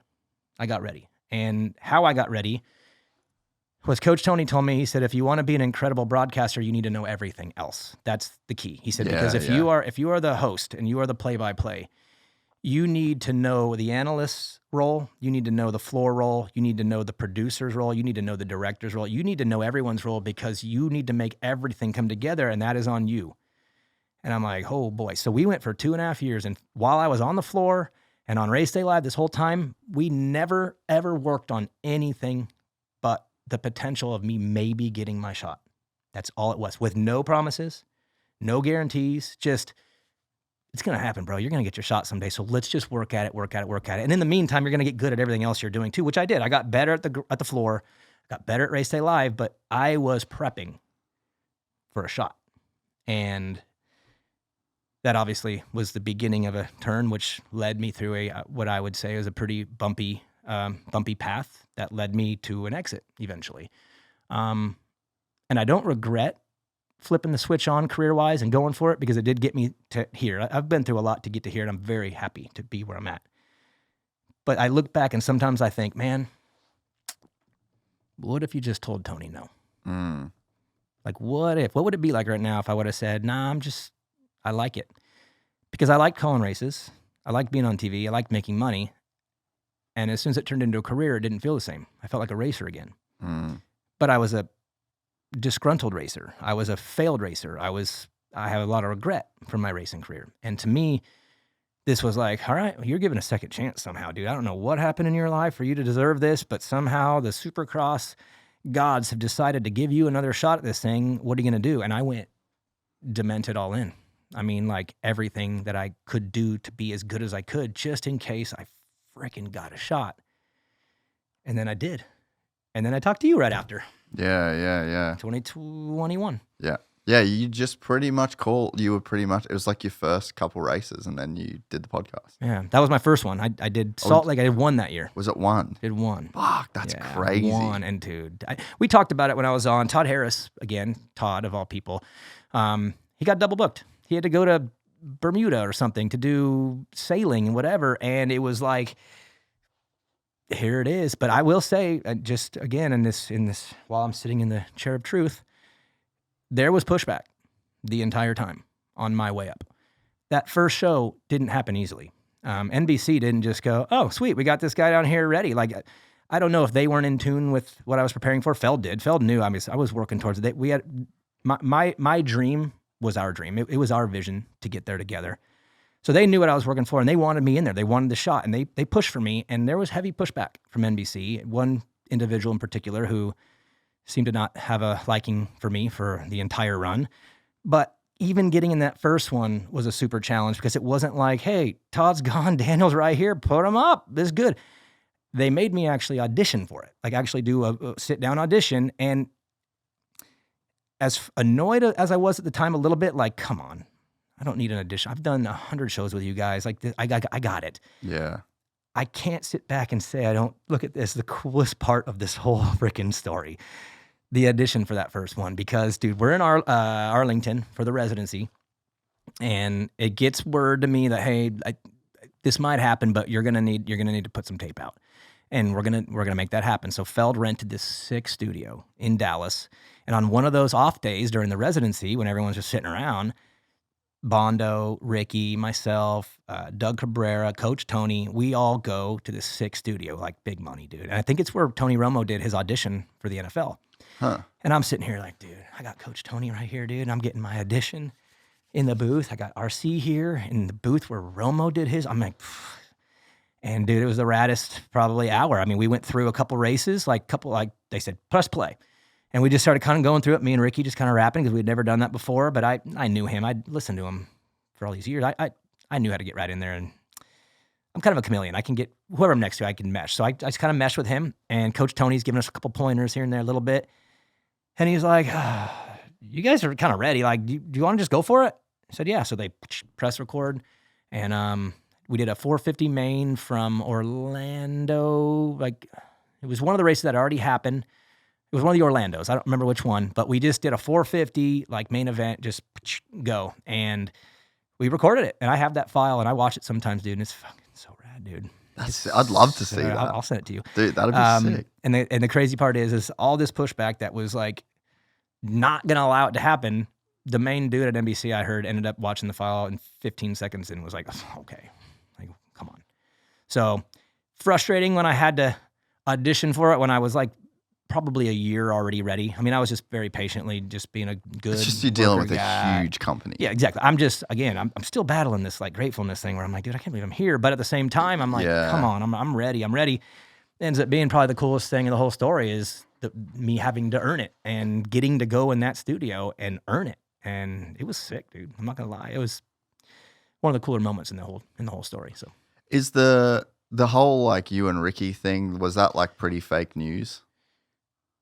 Which thing? Well, like there were just things coming out that it just made it out like it was just you versus him, and it was like this whole thing, like because I don't know, you seem cool with Ricky in a way that would make me think that's not all the way true. I would say, knew this question was coming too. We did not have the best final year. I would say there was some fracturing for sure. But if I look back now and look at it as an overall, it was a really rad experience for me to be with him because not a lot of people know this, and it's whatever, I'll admit it now, but my very first race ever was on a 50 at the Las Vegas World Minis when I was like 5, and I fell over in every single corner, and Ricky Carmichael was there that day, and he won. And so I'm this little 5-year-old kid, and he ends up winning, and he was like the only guy jumping the finish line, and I'm just like, oh my God, I barely knew what racing was. So I kind of idolized him all the way through my entire life. And then, of course, he goes on to be greatest of all time at the size of 5. I mean, about a quarter inch shorter than me, whatever that is. Just want to point that out. Just about an 1/8 to a quarter inch short. But 5 4/16. We could get it out. But he goes on to be the greatest of all time, and I watched every minute of it, and he was short. And to me, dude, I'm a little guy, and dude, little people stick together. So I'm like, he was my guy. And so to get all the way through and chase and then, meet him, become friends with him, and then work your way up and then someday be sitting next to him was very rewarding to me. And I look back now, obviously way more recovered from my exit, and I'm like, that was value to me. But it would be unfair to not be honest and say that there was some fracturing in the last year. Yeah. So. Yeah. Yeah. And I think that, yeah, I could just imagine, I don't know how I would, I don't know how I would go through what you did. Like, I'm in a very lucky position where no one can tell me what to do. No one can tell me what to say. Like, obviously there's a window you got to kind of operate in. Like, there's some people that are like way too far out, but like, we got our own crew. I pick all the people I work with. Someone comes into the crew that I don't like. See you, bro. Like, being in a very corporate world, Supercross is like a slither of what NBC does and these companies, and it's a slither of what Feld, like, that's a whole thing to navigate. And I can imagine that you're on a tightrope the entire time. And I personally can't see how I would make it in that environment. And so I could relate that there would be challenging and there would be a lot of different things that go back and forward, and it causes tension with people that you otherwise would never have tension with in your life if it was just you two hanging out as boys and moto fans. So I can definitely see how that becomes a very hard thing to navigate in that world. And eventually I couldn't. Yeah. In reality, it did run out for me. It seemed like the higher I made, the closer I got to my dream and my destination, things got weirder. And it wasn't something that just kind of popped up, if we're being honest. There was a continuation over multiple years where I had an issue with the main guy at NBC who just was the decision maker. I mean, we can call him decision maker guy. He was the main guy, and I had an issue there from the very early days, like 2020. There was a little, I would say, a misunderstanding with one of my sensitive colleagues who got me in the doghouse at NBC right out of the gate, and I had to spend literally the entire time trying to overcome one person. Everyone else was on board. Like, Feld's on board. The whole TV crew's on board. Everyone was on board with what was happening. Fans were on board. Fans were on board, which is very meaningful to me, but also I think possibly maybe played a role a little bit in my exit too. I think there was weirdly too much fan support. I could see that being a thing. It popped its head in and made things tough in the end. Yeah, I could see that. But everyone was on board except for one guy who just was not on board. And I mean, we have so much we can talk to. I'm open to be transparent, but I will fast forward to the ending if you don't mind, and I'll just tell you why I left, which I know everyone wants to know. The main dude at NBC sucks, and I don't like him, and he disrespected me, and I believe that he was extremely clueless and disconnected from the sport and had absolutely no idea what was going on, which I'm okay with. Whatever. He's got other things on it. Whatever. I could deal with that. But I can't deal with being disrespected in a very pointed way.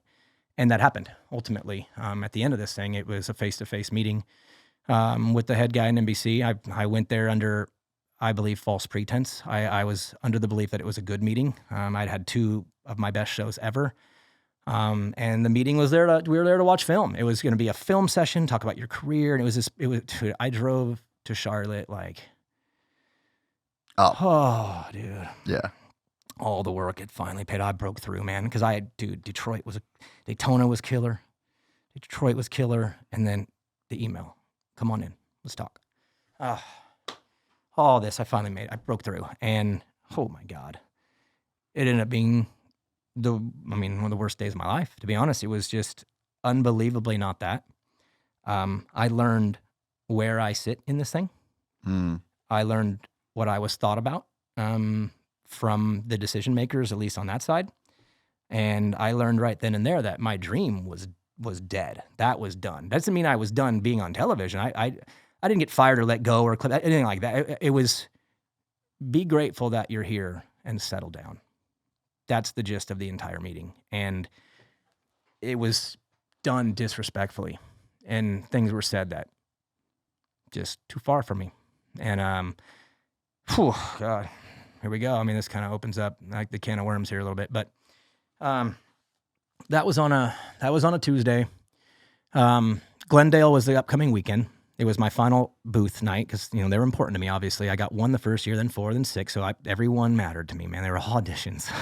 Yeah. Imagine auditioning 11 times. That's what I was trying to. We get to that last one, and Tuesday I go to Charlotte and I have this terrible meeting, and I'm done, dude. I'm in my head. I'm just, there's no way. And I drive home, and I tell my wife, I say, I think this is over, and she's like devastated because. Well, she knows how hard you worked. Bro, her husband was gone for 8 years, dude. I mean, I was gone so much. And it was a devastating day. It was a bad day for our family. But I'm me, man, and I just got to keep going, and I do what needs to be done. And so I had things still to go that week, and I had some other things going on at that time. A little backstory, but I'd signed with the Montag Group, which is the best sports agency, you know, in the business as far as broadcasters. They represent Mike Tirico and Jim Nance. So I'm signed with the Montag Group. They're great. And they were starting to plant some seeds for me in other areas too, because at that time I was wanting to get into stick and ball a little bit. And I love football. And my side dream was always to end up in college football. NFL is like cute, but college football.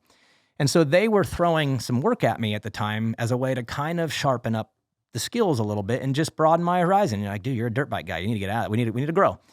So at this time, I was actually doing lacrosse. That's right. Women's Division I lacrosse on ESPN. Yeah. It was happening at this time too. And a couple people out there have seen it, and the rest of you will never find it. Just to let you know right now. We were practice reps, okay? We were getting some reps in on some stuff that I didn't know a lot about, but that was the design. Well, I had one of those the next day, and I had to drive to Macon, Georgia. It was like 4 hours. And I'm driving, and we had our TV call that week, so I'm on the Zoom on the drive down there, and I can't even focus, dude. I'm so distraught and just game over. And I'm on this call, and I'm driving down there, and I get down there, and the guy I was working with and doing some of these lacrosse games with, super cool. He's a young guy, and he was bouncing around. Like, he was hitting all the colleges. Like, I think he was just one of those early grinders, dude. Young dude. Play-by-play analyst, baseball, softball. He was just everywhere. And me and him were getting kind of cool because we'd done a few of these together. And I get there, and dude, I was just like, I can't even function. I couldn't even. Do you remember an Anchorman where he's all messed up and he's drinking the milk? Yeah. Dude. Yeah. That's where I was. And I'm in a glass cage of emotion. And I walked into Mercer U, dude, for some women's lacrosse, and I couldn't do it. And I told him I didn't feel well. I said, hey, man, I'm not feeling really that good. And he's like, oh, I got it. I can cover, because he did it by himself a lot of the time, too. This dude was just hustling. He's like, oh, I got it. Okay. So I get back in my vehicle, 4-hour drive home, and I call my wife, and I'm just like, I'm done. I can't. It's all over. Everything's over. I can't do this. And she's like, we'll talk when you get home. So I get home, and she's waiting. I get there, and we're at the table like this. And she says, I didn't marry a pussy. I said, what? She said, I didn't marry a pussy. So you're getting on the flight tomorrow to Glendale, and you're going to go, and you're going to do your job, and you're going to crush it, and we can talk about it after that. When you get home, we can talk about it. But you're not going, because I was going to actually call Prado and be like, dude, I don't feel good, and just, at least for a week. Like, there's just no way. I couldn't sleep. I couldn't do anything. It was like an 8-year dream punctured, and there's no freaking way. But apparently I'm not allowed to be a pussy. So I had to go, and I did, and I went to Glendale, and there was something else going on at this exact same time too that not a lot of people know about, but I was also Orange Brigade's team manager for KTM at the time. So Julien Beaumer, who was breaking out on screen on the Supercross races, well, that was my rider. I signed him, and I was his manager, and even on the broadcast on the nights when I was there, he would be texting me during the day and be like, bro, what do you think about the whoops? I'd be like, go to the right, you know what I mean?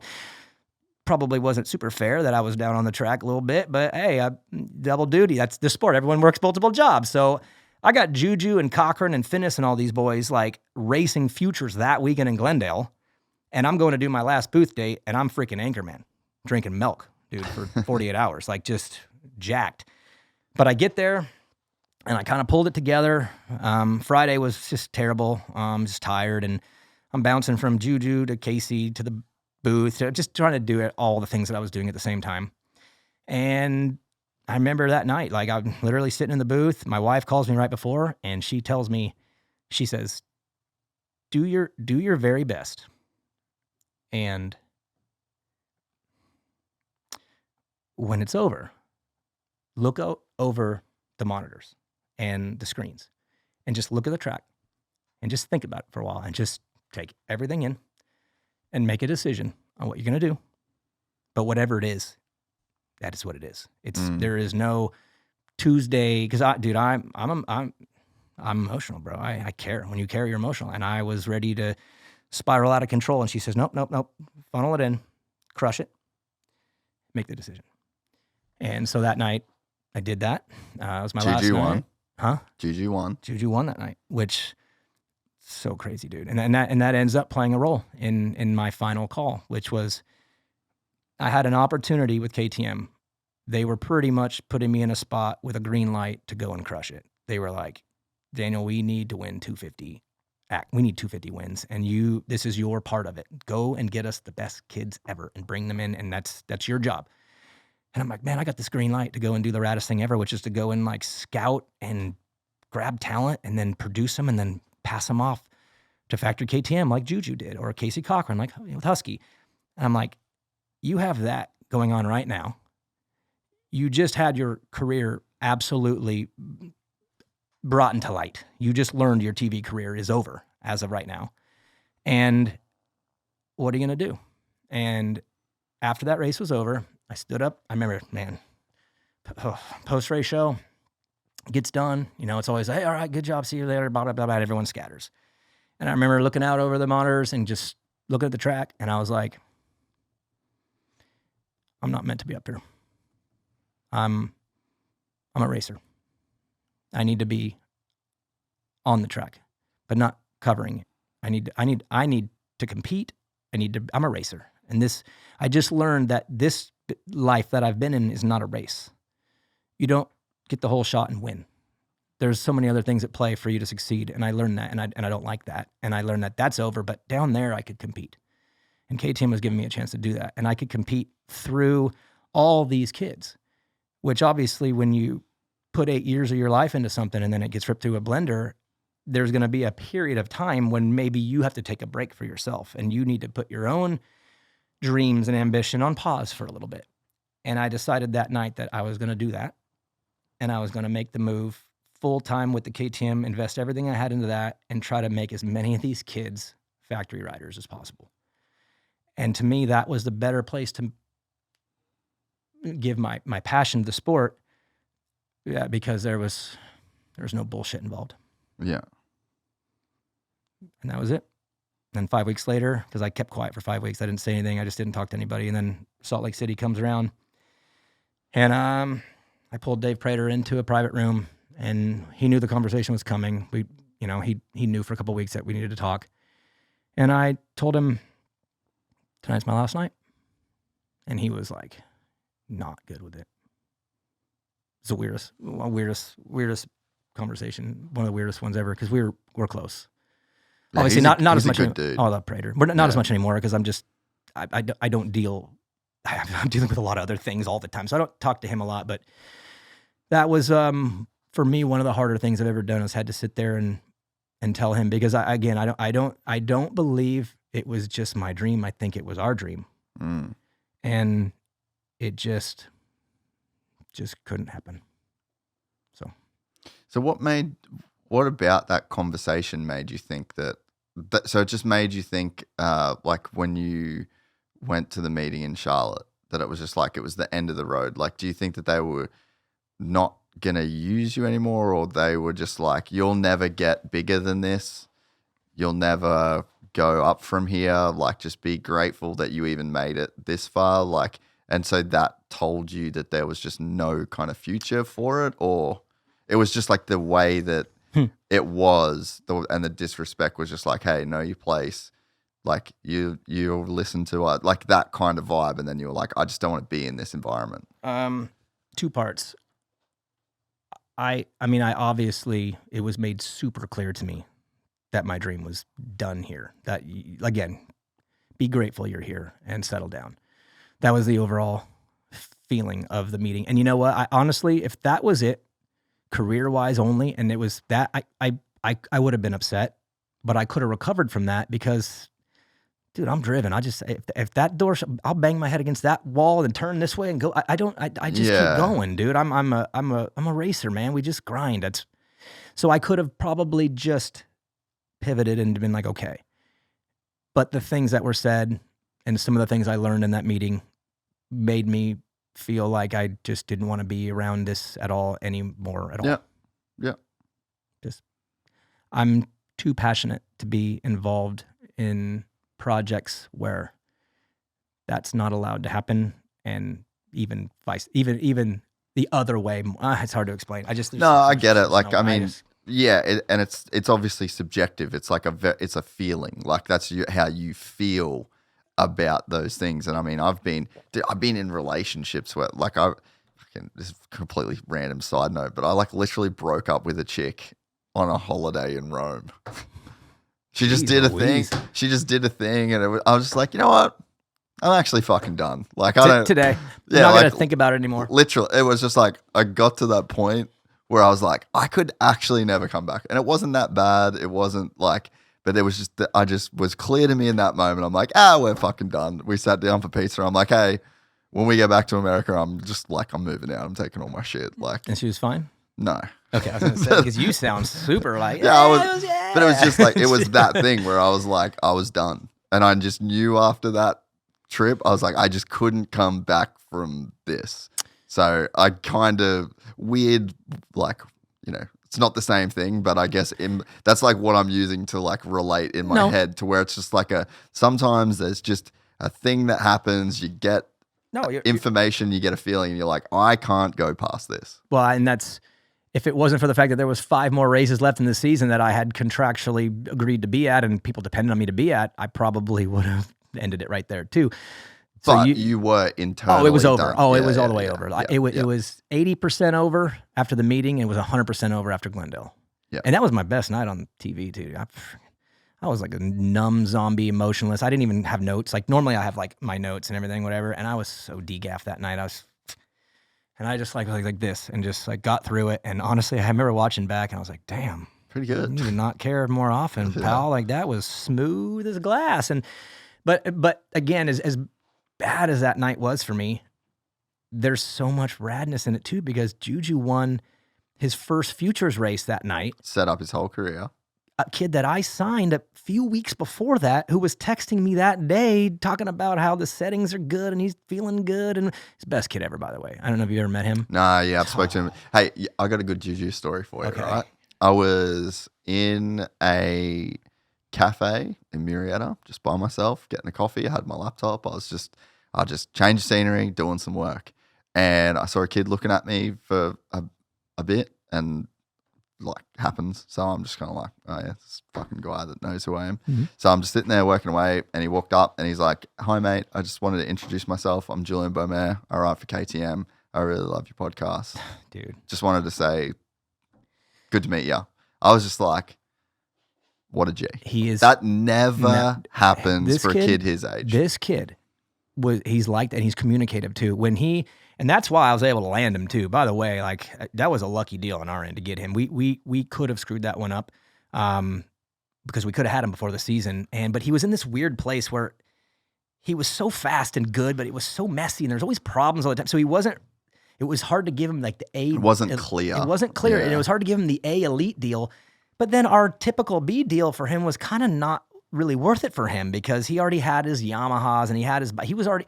So we didn't have really a place for him yet, because he was too good for the basic, but he really didn't deserve the better because he hadn't done anything. He was just this fast dude that, man, if he could just get it together. What does get it together look like for him though? Oh, like shit. What was it? Checkered flags, dude. Like he just couldn't finish races. Couldn't win. He just couldn't win. He was so fast. But he was crazy fast. I watched him so many times. He blew my mind multiple times. And got nothing for it because he could never get the checkered flag, dude. He just couldn't win. It was just so loose. He had so many little loose problems, and that was one of the concerns. Was like, dude, the program is all over the place. But the good thing with him was all the way through that fall, and even though it didn't happen, me and him stayed really tight. And he's just like that. Hey Daniel, how's it going? great day at the test track today. I felt a little off at first, but we tried something with the forks, and by the end, dude, I was cooking. And I'm like, right on, bro. Are we good for 10 minutes? Oh, yeah, I'm strong, blah, blah, blah. So that his communication style, and then my style, I'm the same way, dude. I'm what's up, bro? How we doing? Yeah. So we kept track all the way through all that. And then, of course, Anaheim 1 comes, and he freaking blows everyone's mind in practice, which, again, let's be honest here. That dude didn't finish that main event. Why? Because his bars went down to the tank because the freaking program was always like, it was that stuff all the time. But you can't, you'd rather tidy up a dude and slow a guy down than try and teach a guy to go faster. Like, you just have a ceiling. Absolutely. And his ceiling was super high, but it was messy. Yeah. Which that you can work with that. Well, here's what worked. Davey Millsaps. All the kudos. Okay, I will say Juju's, the pie, if it gets divided up of who gets responsibility for Juju, there's going to be a lot of people that get little slivers. I'll take one. Take a little sliv. Davey gets the pie.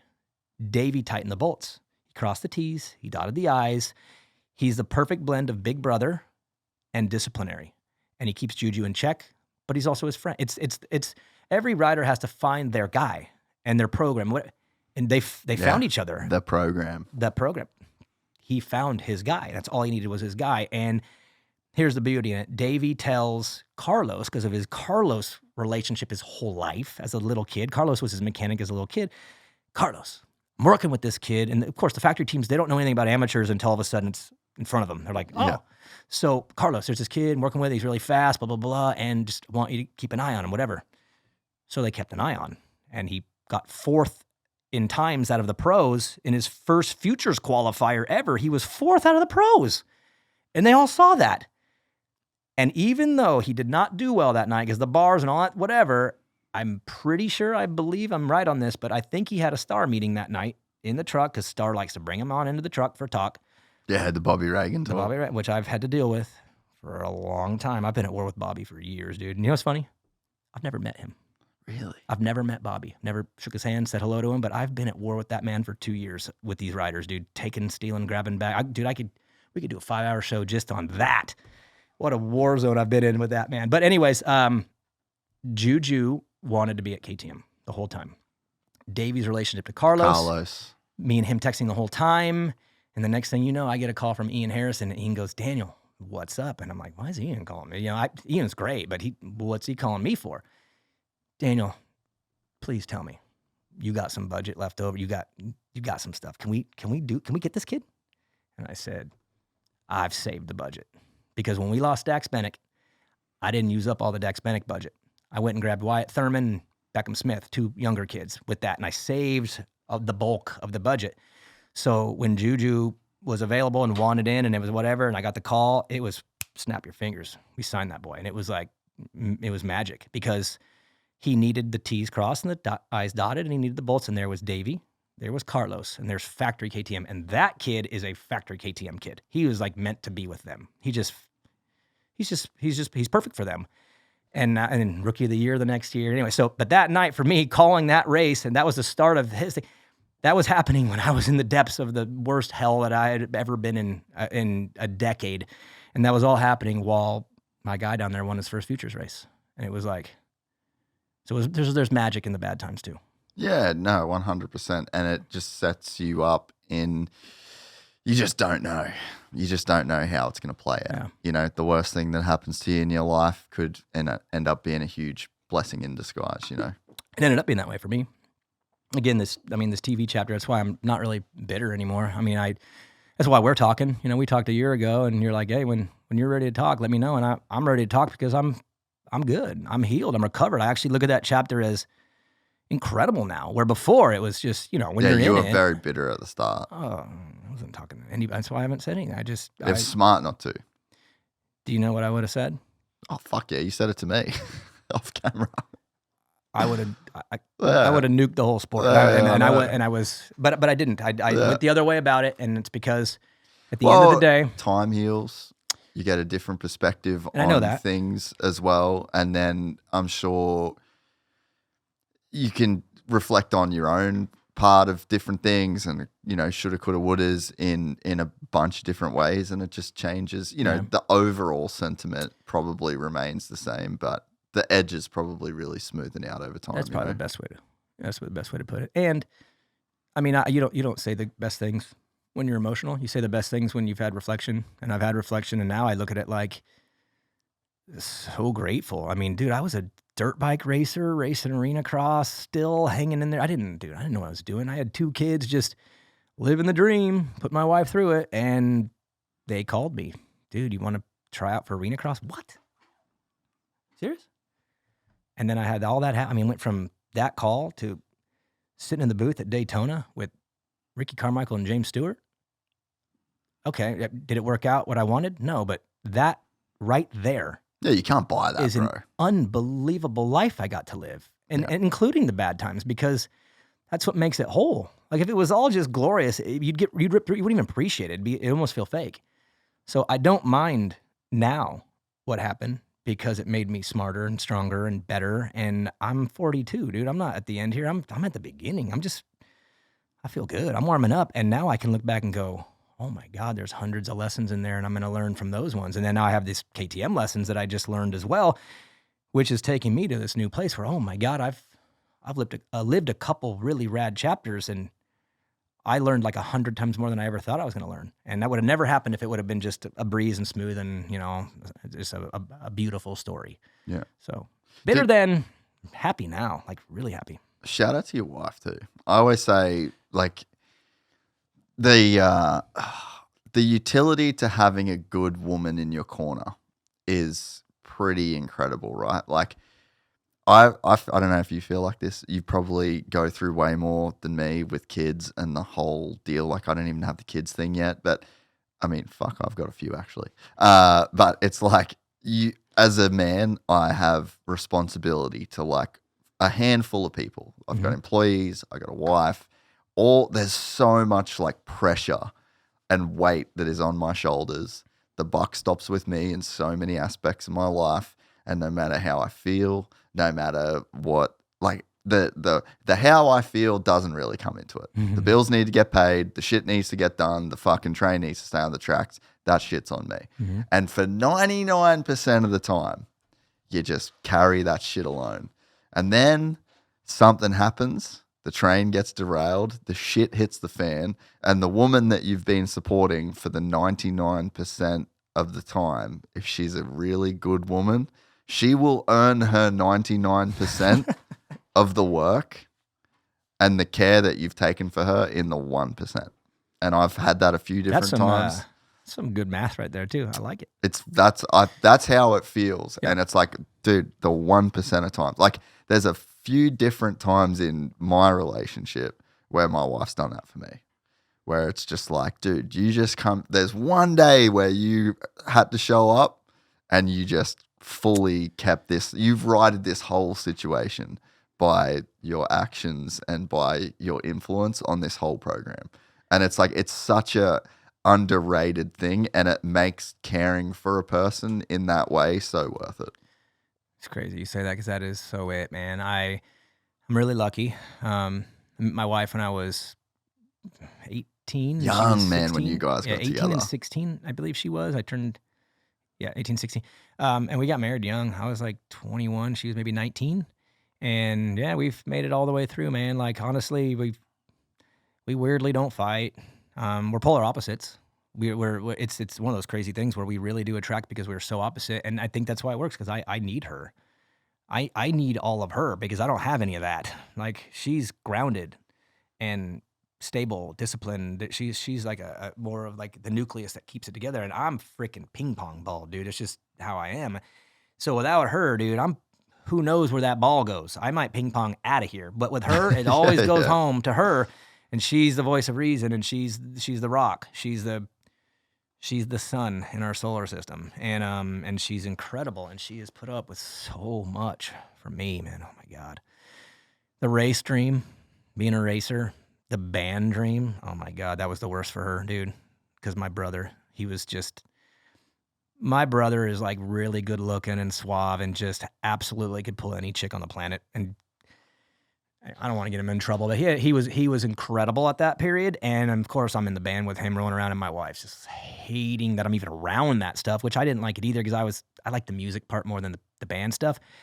But she put up with that chapter all the way through too. And then, hey, this TV thing, and we're doing red eye flights and doing this. And then, of course, I owned a hand cleaner company. I owned a cab company. I've had all kinds of crazy jobs along the way. And she has never once told me no, except for that one time when I told her I was going to quit. And she called me a pussy. The fact that you did that too, like, I'm sure that changed a lot. Oh. Like, if you did pull the pin then, that would have been such a crazy emotional, like, that would have been an objectively bad decision. Well, thanks, babe. Legit, and that's what I'm saying. It's like the fucking 1%. Yeah. Like, carry the burden the rest of the time, do the man shit that you got to do and, like, be that guy, but then, like, just be humble enough to know that when your wife says that one thing that you need her to say, like, just... She's great. And she is also responsible for this crazy life that I live because of the agreement we did make, which was I wanted her home with the kids.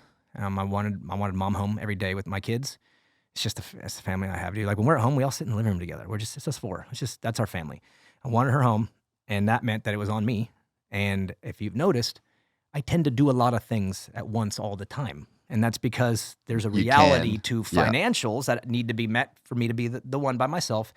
But then also those opportunities have always been there. What am I supposed to do? Say no? I mean, in reality, I had a somewhat breakdown in 2013, like a what the hell are you doing with your life breakdown? And I remember coming out of that and saying, I am going to work hard and take advantage of every opportunity that comes. Like, remember the movie Yes Man with Jim Carrey? That was me. I said, the answer is yes. And I just was yes. And I just started doing everything. That's why I've been so spread out, is because I needed to, but I wanted to. Let's do that. That was just, it's the wiring I get. I don't know, but do you feel like tiring. Do you feel like that's come to an end though? Oh, we are. I don't think it's sustainable. I've been in that same place. I'm in my no stay-at-home mum era. Well, that's why things are changing with me in the current at the moment. There's obviously I've made another big life decision here recently, and that's part of that, which is I spent 10 years saying yes to everything, hitting everything wide open, and doing multiple things at the same time, and it was just like a big giant net of life. But all of those things I did, I was trying to do those things to find out who I was and what I was supposed to be. Like, what the hell am I? Am I a commentator? Am I a coach? Am I a team manager? Should I go back and own a cab company? Should I have stayed in the soap business? And that was successful. I mean, we did $500,000 in sales the last year selling and so. I mean, what the hell am I supposed to do in life was part of that decade of madness. Yeah. And so as tiring as it was, and as... Yeah, I think you have to do that.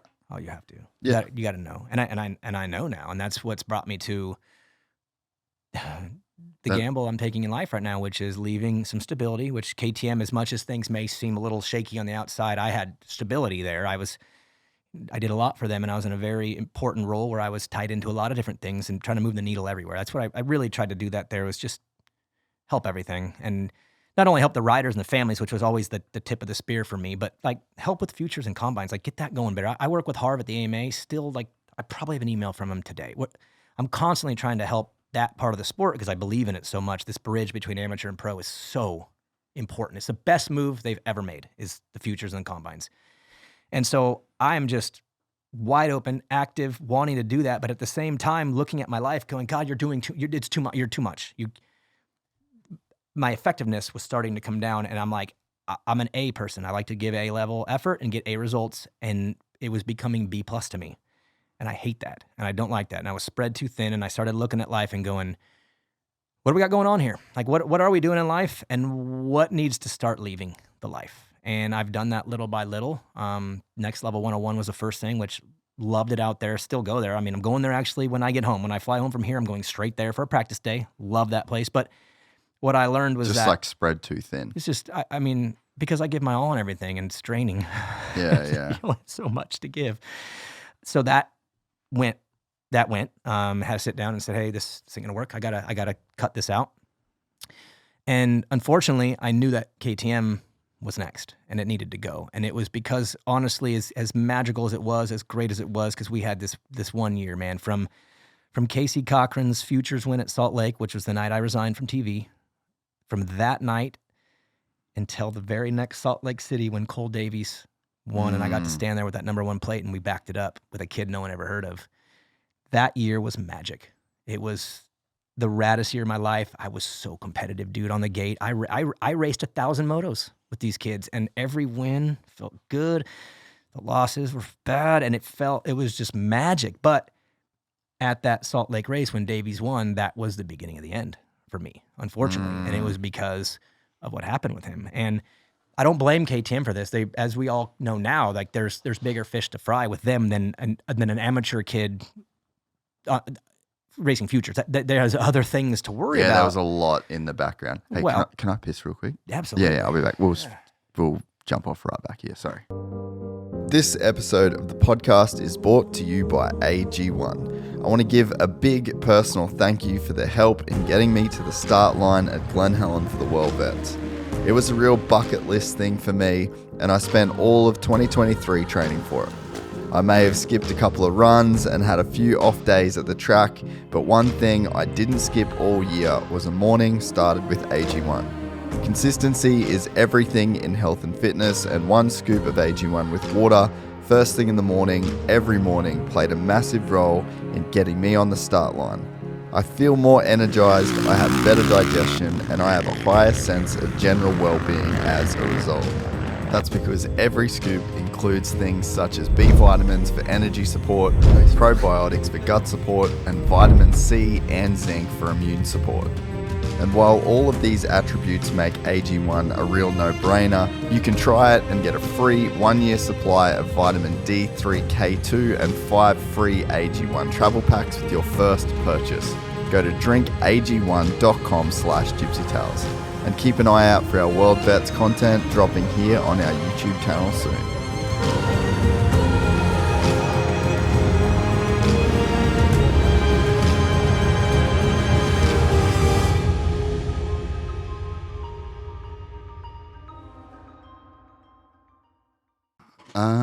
All right, give me that. Give me one of those bad boys. Let's magic mind. Yeah, these things are unreal. So it is mental performance shot, subtly sweet, sharper mind, lower stress, calm energy with 12 magical ingredients. So it's like matcha, green tea, agave, olive oil, passion fruit, ashwagandha. That's like a nootropic kind of thing. A bunch of other stuff. It's actually really good. You'll feel like 20 minutes. That's what in the hill pod, we stopped, had a piss because that was 5 hours. Dude, and it could have gone for another 5 hours. Good conversations can go forever. But we stopped and then we had one of these, and he was like 20 minutes later, he's like, dude, I'm locked in. Are you like locked in? Even Berriman was Is this a sponsor? Yeah. That's fucking legit. Dude, that's a good idea, man. Take them on the air. Do the whole thing, you sure? Yes, sir. Yeah, does it taste bad? And have all of it. What are you doing? I'm sipping it. No, come on. Listen. It's how it works. Last time you influenced me, I almost died. And the last time I just tried something without checking the label on it, I went on a ride. Once you're on that bus too, you really can't get off. Yeah, just down it. It's a tiny little shot. It's like a minimum effective dose. That's what they told me the first time I did edibles. It's good though, man. Like you wait 20 minutes, you just kind of get a little bit of focus. If I was riding, like if I was a Supercross dude, you actually would get some real value out of taking that like 20 minutes before a main event or a ride. I can see it. Tell me in 20 minutes how you feel. Okay. But yeah, it was definitely, I like it. So Cole Davies, the KTM thing. So he was Orange Brigade and then miraculously signs a star contract. So I don't know how any of that goes down. But and then you had one Kayden Minear, Orange Brigade, comes over for the outdoors, wins a moto by 15 seconds, star Yamaha contract. By the way, great for you. I'm a massive fan of both those boys.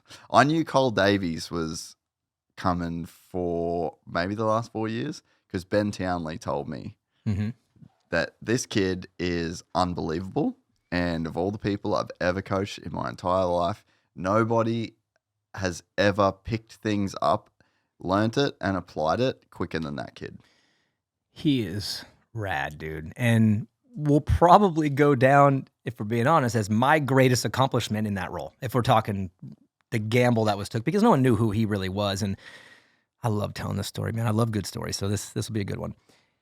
I'm at Ironman, and we're post Loretta Lynn's at this point. This is roster time, right? This is when you're trying to put together a roster. And I signed a bunch of good B kids. Like I stacked the deck real good with B. But on the A side, I was in a pickle because I had Juju, Ryder McNabb was on the program, Preston Baseflug, and Mark Finnis. And then Casey Cochran was a B rider, but he was like a super B. I mean, he won the Futures and the Redbud Combine as a B rider because he was a true A. He just happened to align himself in that class because he rode a 125 the year before, whatever. They were all gone now. Like I'm like losing my roster. And dude, my roster was sick, bro. Redbud Combine, we went 1 through 5.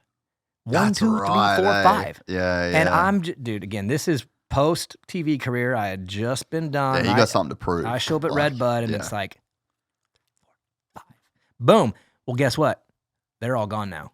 Juju, which, by the way, I'm very, very happy and proud of. This is one of my, I'd say probably internally, one of the biggest accomplishments I made in my role. Juju got a ride. Casey got a ride. McNabb goes to AO. Baseflug to Bar X. Finished a club. I put all 5 of those. I didn't put nothing. Let me hold up, back up. I didn't put anything, but I was able to help navigate these kids' career and get them through the amateur, just get them through it, and all of them landed on teams. And to me, that's like, it's almost like I can't even top that again because it was such a great summer. And the moves we made to make that happen, moving Finnis over to Gas, bringing McNabb over on this kind of weird deal just to get him down here under contract. The Juju thing, Cochran, Baseflug, like the way we put this whole thing together was magic. And then it was just smashing and then gone. They're all gone. And so I'm looking at my roster and I'm going, all right, I'm loaded at B. Like I stacked a deck. I took all the good kids that I wanted, but I ain't got nothing in A. And we're going to come around next year at Futures and Combine. I got this new semi truck that they're rolling out, like that I'm building over time. We got these factory amateur engines, but we got the in-house engines and suspension. Like this program is sick. And I ain't got no A's. Like, dude, I'm going to look like an absolute scrub here. Like, dude, they're all gone now. And then, and to me, I look at it like an NFL roster. Like, dude, I'm weird, man. When I grew up, Madden, the football game, I never played, but I simulated the season and I would play the off season all the time. I would always do the draft, the trading, the free agents, cut players, sign for that. I was obsessed with as a kid and probably have spent 1,000 hours doing it. And what I used to do is I would pick a team, franchise, because you could go like 30 years, right? And I would just start with whatever that roster was and all these little players in there, and I would just go through it and I would see how fast can I win the Super Bowl just by simulating this, just by building a roster that's too hard to beat even the simulation. So I did that my whole life. And I get this job and I'm like, it's Madden time, baby. We're going to build the sickest roster. And I had, again, reloaded my wave, but I was missing at the top. So unfortunately, we had a rider that was going to be one of these B kids named Tiger Wood who was going to be in this conversation, and he left. He ended up getting guidance to go another direction and turned down an offer from us. Guidance. And I was, Guidance. And yep. And I was devastated by it a little bit because this kid was part of my plan and vision and future, and it was going to be a long plan for him because he was little and skinny, and I mean, he was older, but he was just a kid still. And I knew, I was like, the kid's going to pop, he's going to grow, he's going to fill out, and I built this long pathway for him. And but he went elsewhere. And so I'm sitting here with this spot and I'm like, what am I gonna do with this? Like, do I just go get another B kit? No, I gotta do something. And I said, all right, let's get creative here. Let's split the contract, and I need a futures guy and I need an outdoor guy for the combines. And it was perfect timing. Will Hahn at Ironman texts me, Daniel, where are you at? And I said, I'm out here in the privateer pits. Blah, blah, blah. He's like, perfect, stay right there. And he comes running out, comes over. Next thing you know, I'm at the Davies pit, which was right next to Landon Gibson's pit. I was there with the Gibsons. He was racing his first ever combine, 14-year-old kid on a stock 250, first big race of his life. And right next to him is Cole Davies. And Will comes running up, meet the family. And I knew who Cole was because he freaking did Supercross Futures the year before. He got 4th at Anaheim. He beat Deegan at the first one. Just so y'all know, he's 1-0 against the Deegs, all right? No one even knows that race, but he got 4th that night in his very first Futures. Yeah. And then what I remember of him being, I was like, that Bro, little... and he rode so bad that Terrible. night, dude. Terrible. I remember talking to Ben after, and I was like, dude, Cole kind of pulled it off. And he's like, he rode so shit. And like, it wasn't his potential. was obvious how bad and but tight first time in the stadium. He's a good starter. The kid pulls starts, and he could crush the whoops. And when I was there with Will, I'm looking at this bike in the program and talking to the dad, and I'm just like, this program is so bad. Oh my God. He was on Yamahas, I know. Yeah, privateer Yamahas. Yeah. And I will point out this too. I want to make sure I point this out. But he was riding in front of Star at that point. He was down there, living down there under their eyes, and they could have had him, and they didn't. Just want to point that out. Huh. They could have had him, but they were interested. They had Gavin Towers, and they just, I don't know why they didn't grab him. He was there, and like, I don't know if they didn't watch the year before, but the kid could get starts, and he could do whoops, and he was little, and his program was terrible.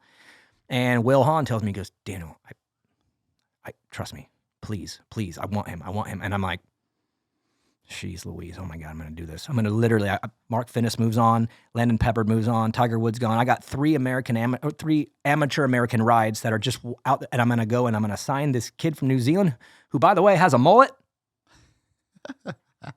Like, and not like for trick or treat and Halloween, like running it, proud of it.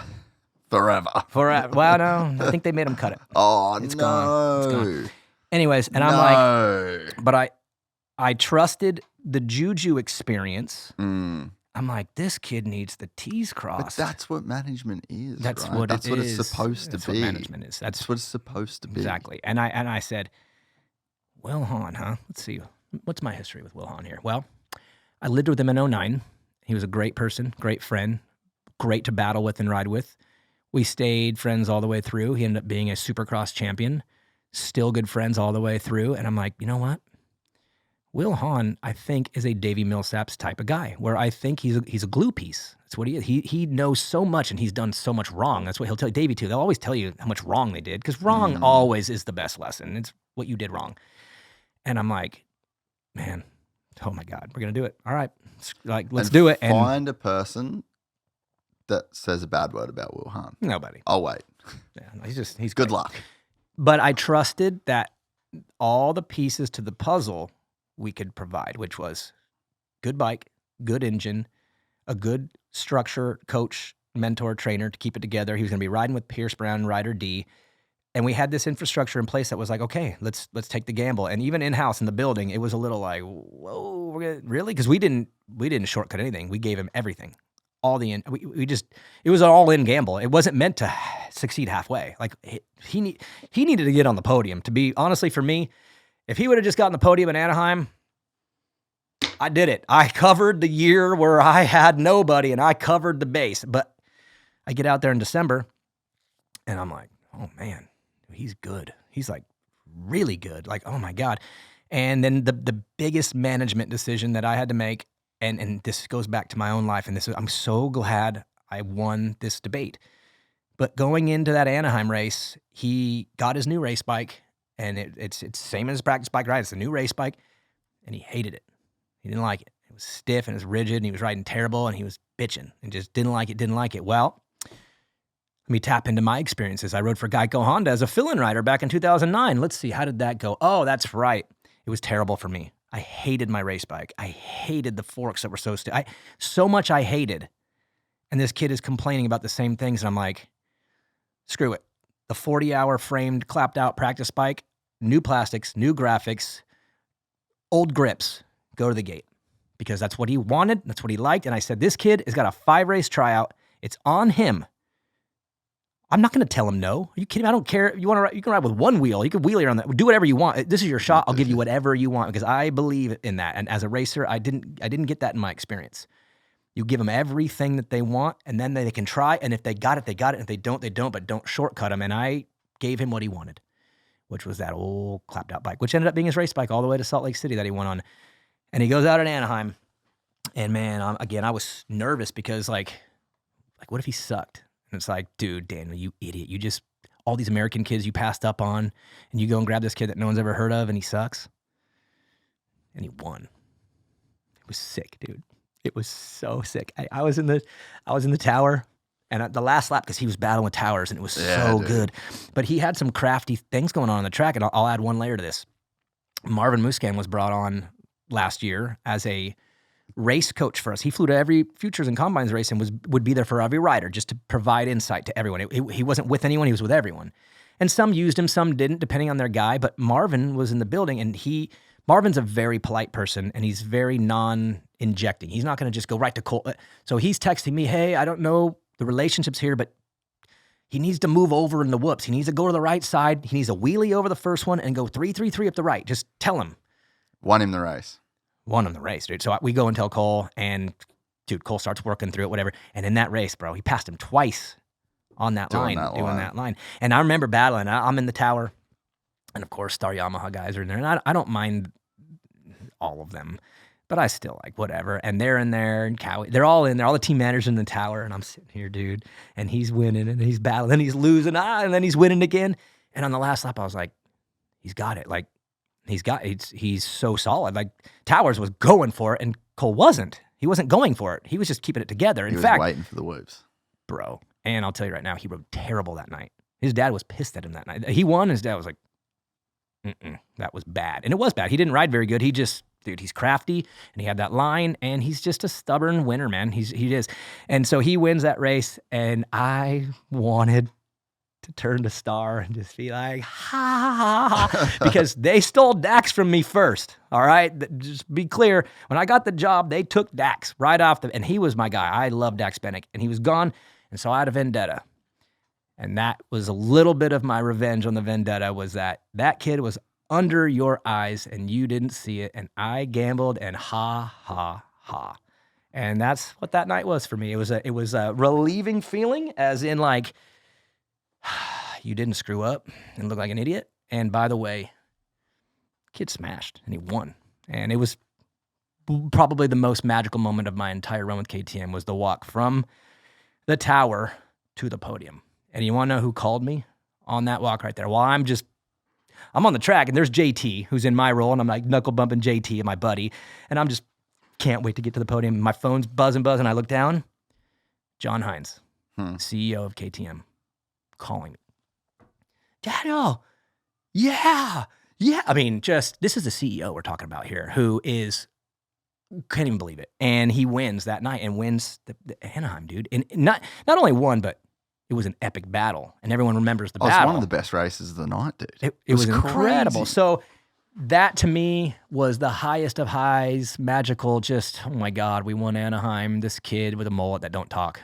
He didn't talk much at first. We're good now. We're actually buddies now, but we didn't talk a lot in the beginning. I talked. He doesn't say He much. didn't say anything. He doesn't say anything, bro. And his podium interview, dude. His podium interview, and they've improved like this. Like my man is not taking that part serious enough, but he's such a good kid. He could just be that. Like, that could be his personality. Like, he should run with it. Dude, in the press conference, I'm like, I know his whole history. I know he's been training with BT for years. Like, I was just like, set up. And he's like, yeah, it was mean, eh? I was just like... He doesn't want to say much at all. Good. He's shy. He honestly, he could make a brand out of that. But they got to get the mullet back grown out. They blew that 100%. deal. I don't know what happened there. But anyways, Well, you know what's crazy too, dude? What does Ben say? What did Ben say all the way back at the jump? Was like, if you tell that kid something, he can go out on the track and do it. And he's the only guy. What did he do that night? Yeah. Marvin in the whoops, just bang. Listen, he literally won the race. So let me tell you one more Cole story. Well, a couple more Cole stories, but a tough moment for Cole. And a tough moment for me too, because I'm in the tower at Foxborough, and I already had a kind of little bit of a rough night going on. Landon Gibson broke his collarbone that night in practice, and I'm devastated because the freaking kid got second at St. Louis like 2 weeks before that. Like a week after his 15th birthday, he gets second, goes and breaks his collarbone the next weekend. So he's out, and I'm in the dumps. Gate drops for the main event. Cole's got a bad start. He's coming through the field, but my boy Luke Fauser is running up front, and that's another one of my kids. And probably I would say I'd put him near the top of my favorites. I have a very personal relationship with Luke, and I care about him and his family a lot. And he's up front, finally, dude, because he got taken out by Towers at St. Louis, and Daytona was bad, and he had all these injuries and whatever. And there's Luke up front, and here comes Davies coming through the pack, and he's riding like a demented he was pissed. He got a bad start. Remember, he's supposed to be winning these things. He won the first one, then lost 3 in a row, dude. He's like panicking. And he coming through the pack, and he comes up to Clark Robbins, who is another one of my riders out there, new B rider, just kind of learning.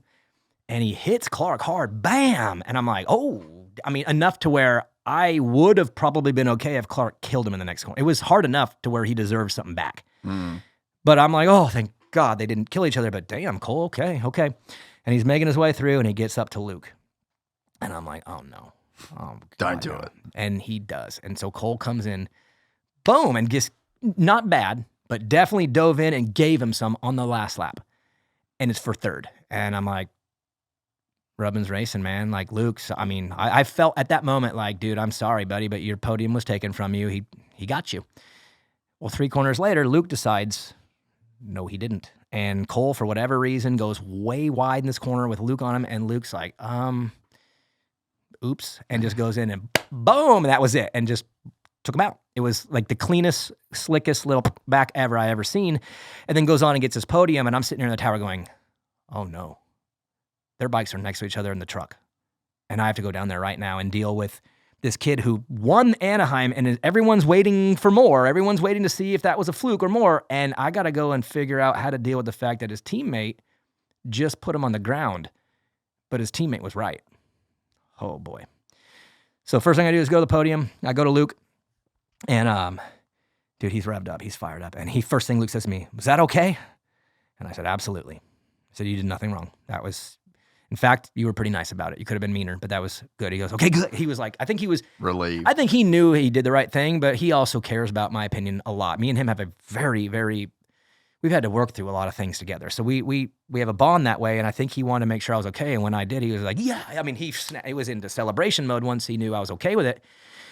And then I make the walk back to the truck for Cole. And this is why I know that Cole Davies is going to be a Supercross champion. It's because of what he said. I go up into the TLD truck because that's where he was changing. He'd get his gear on up there because he was riding with Ryder D and Pierce. So he would get up there, and then his bike was with us. I walk up in the truck with him and his mom, and he is like fuming, dude. He is red hot, and he's just loading his gear bag. And I'm like, I sit down next to his mom, and I'm like, what do we think, Cole? And he wouldn't even talk to me. He's just loading his gear bag. He's so mad. And his mom's like, Cole, he's talking to you. And Cole stops. And I'm like, Cole, what do you think? Like, just tell me what you think. And he goes, shouldn't have left the door open. Yeah. And I went, yep, kid's winning a championship. Cell phone. He owned it. He was wrong. He messed up. He made an aggressive pass, and on the last lap, he went wide and got punted. And he messed up, and I promise you, he won't do that again. And that right there, because he could have very easily came off and pointed this and pointed that and blah, blah, blah, blah, and had a problem with Luke. He didn't even have a problem with Luke. I think he probably went, damn. Respect. Yeah. He didn't have any problem with it other than what he did. And I was like, and you know what I did? Knuckle bump. Nice. And I walked out of the track. There's nothing else to say. There's nothing else to say to him. He already knew. He was right. And then comes Salt Lake, which was his bounce back, and that was his final shot. I mean, really, we had a 5-race contract. I'll even tell you about that, dude. His dad, I give his dad a lot of credit for this ballsy move. But when we were negotiating the deal, it ended up backfiring on me, to be honest. But when we were negotiating the deal, it was a year. It wasn't going to be an amateur deal. That's what it was going to start as. Remember how I told you I split the deal? At first, it was going to not be split. It was going to be Cole the whole way through. And his dad said no. He said, we are doing 5 races. And at the end of those 5 races, we're either going to be here racing for real or we're going back home. We're not sticking around and trying in the summer. No, we will make it by Salt Lake or we are going home. And I'm like, damn. That's like, wow. So we do the deal, 5-race deal. Here comes Salt Lake. Dude smashes. He showed it all that day. He was the man. Drew was good, but he fell. Towers was all over the place. But he was fast, but Cole was perfect. And he murdered the whoops. Late in the day when he was all beat up, he just hammered through him like a dog. He's a very incredible rider, and that's what led to, it's a long way to get into the starting point here, but that was where the beginning of my eventual KTM exit would start, and it was because we weren't able to keep him. That's it.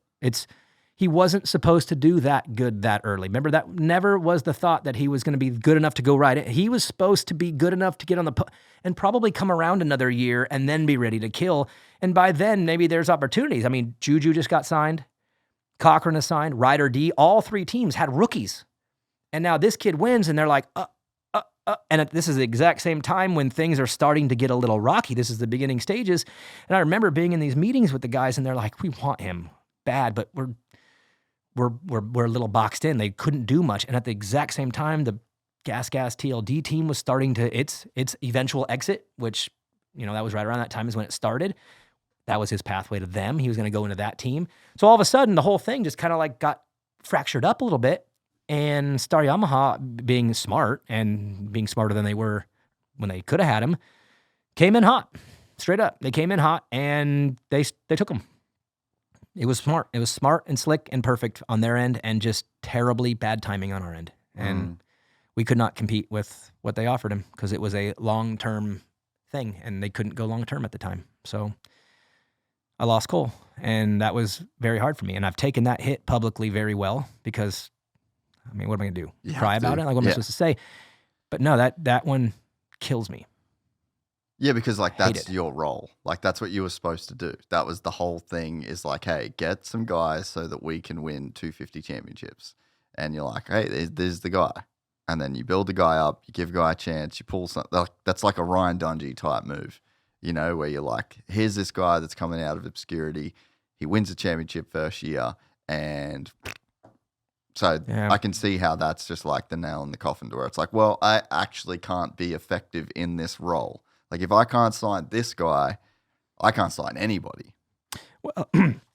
Well, luckily for me, that when Cole went on, I had someone that could beat him, and it was the second half of that contract in Kayden Minear. And you couldn't sign that guy. God! Damn it! Like, come on, man. So walk through this with me, bro. I lose Cole, and I'm like, all right, everyone's going to take some wounds along the way. I'm going to take this battle wound, and we're going to keep at it. But I had Kayden Minear, and this story is even wilder than Cole's because it goes back way longer. So I get, hope I'm not dragging on these stories too long, but they're I'm reliving things I haven't talked about in a while. So Kayden Minear, I get an email from KTM. This is going back a while now, and this is Austria, and they're like, hey, there's this kid in Australia who's pretty good, and they got a weird month in the schedule because you guys got a weird Australian outdoor schedule. You got this weird month off. Yeah. And they want to get out and do something. The kid's ambitious. The family's ambitious. He's a good kid. They want to get out. What you got going on? I'm like, dude, I'm in Southern California or South Carolina. I got Next Level 101 right here. Come on out for a month. The kid never ridden Supercross really. So I'm like, dude, come on out. We'll ride Supercross. We'll ride motocross. We'll just have a great trip. And so I hit up John Hines, CEO KTM. I'm like, dude, I got this kid, but I need a bike. Can you send me a demo bike? And he greenlights it. I get a demo bike out to my house. And Minear, the family, they fly in, and they stayed for a month. And dude, I taught him Supercross, and the fun story about that is I'm very careful with these guys when they start on Supercross. I believe you got to lay a crazy foundation down before you start taking chances. It's dangerous. And so I'm a slow mover in the beginning. And then I let you start doing more and more and more. Well, I wasn't letting him triple anything. I said, dude, before we start tripling, I want you ripping doubling. I want you as fast as Jet Lawrence on the doubles. And that was the goal. And we were just, dude, he's pushing. We're cutting tenths in it. I wouldn't let him triple anything. And I said, okay, tomorrow we'll start tripling everything. I come back the next day. All right, let's go. And he just 3. And I'm like, damn. After I left the day before, he went and did them all. I think he was even doing them before that. He was staying there, and I wasn't. I'd go home, and I believe he was tripling everything the whole time because all of a sudden I show up, and he's like throwing whips off the triple in the first lap. And so I don't believe he followed my rules all the way, but it was fine. Anyways, he did a great job. And he ends up leaving and going back home. But before he left, we go to Cheesecake Factory for a little sit down with the family. And he says, I want to come here now. And I said, Kayden, I have some harsh news for you. I have already unloaded my support this year, and I'm gone young in the B. You're not in that group. I don't really want you to come here. You don't need to come here right now. You're not ready to do what you think needs to be done, and you also aren't ready to have a bad first impression. We got to play this better. Please trust me. And he did. He said, okay. I said, sign back with your team. be better than you were in your rookie year over in Australia, and we're gonna make it happen. You're gonna get a tryout. I promise you, I will give you a shot here. When Cole signed the 5-race deal only and went Supercross only, boom, done deal. Minear gets the rest of it. So the rest of the support bridged to him, and he would start at Redbud. That was a plan. Middle of his season, he would start at Redbud. But before that, he had to go home and race Australian Supercross first. And we had done all this coaching and training, and I'm excited. He goes in his first qualifying session, and a tough block gets dragged out in the middle of the track. He comes over this double, and it's right there, and he just hits it, goes over the bars, breaks his arm. This is like in November. Like he had just gone home, he was ready, and he's out. Or I think it was his elbow. He broke something that took a long time to recover from. So come March, April, when I'm starting to like plan combine stuff, I'm starting to get like we're getting there. I'm like, oh no, this kid, he ain't good. He's gonna get smoked bad. And I'm thinking, Redbud ain't good either, man. These kids just race the regional here. Like they ride there all the time, and he's gonna have to drop in. So I called the family, and it was a really hard call. And I said, hey guys, no Redbud. And they're like, what? I said, no Redbud. I said, we're doing Ironman and SMX. We're not going to do Redbud. Why? So number one, you're not ready. Number two, it's not fair. All the kids ride this track. You get one shot, man. You get one shot, and Ironman, no one rides that track. Redbud, they raced Loretta qualifiers there. So it's not fair. I said, just trust me, please. And they were like, okay. And they went to work. And it was funny because right at that point, I don't know if this kicked something in him, but he definitely, it changed. It was like, all of a sudden, it was like 5, 4, 3, 2. And by the end, he got second in the championship, got second at the final round of that. Is it Connolly? Is that the main guy? Yeah. That dude's sick, by the way, too. Yeah, he is good. He's bad. Got second to him. And right after that last round, they get on a flight to the U.S. And I had been getting things ready all through the summer for him. So I had a bike, his race bike shipped out to me, engine shipped out, put in. Like I had a full factory race bike sitting in my garage for, I don't know, a month, just waiting for him to get there. And he flies in, lands, goes right out to next level. I bring out our race bike. This is our Orange Brigade race bike. It's got everything on it. And he goes riding around, does a couple laps, comes in, makes a couple little changes, some gearing, some little things like this. And I'm like, right away, I'm like, damn, he's better than he was a year ago. Like by far, you could tell he was just different, just grew up because he was immature. The first year he came to me, he was out of control, and he was a kid, and he was just kind of a silly kid, and he was not ready to do well.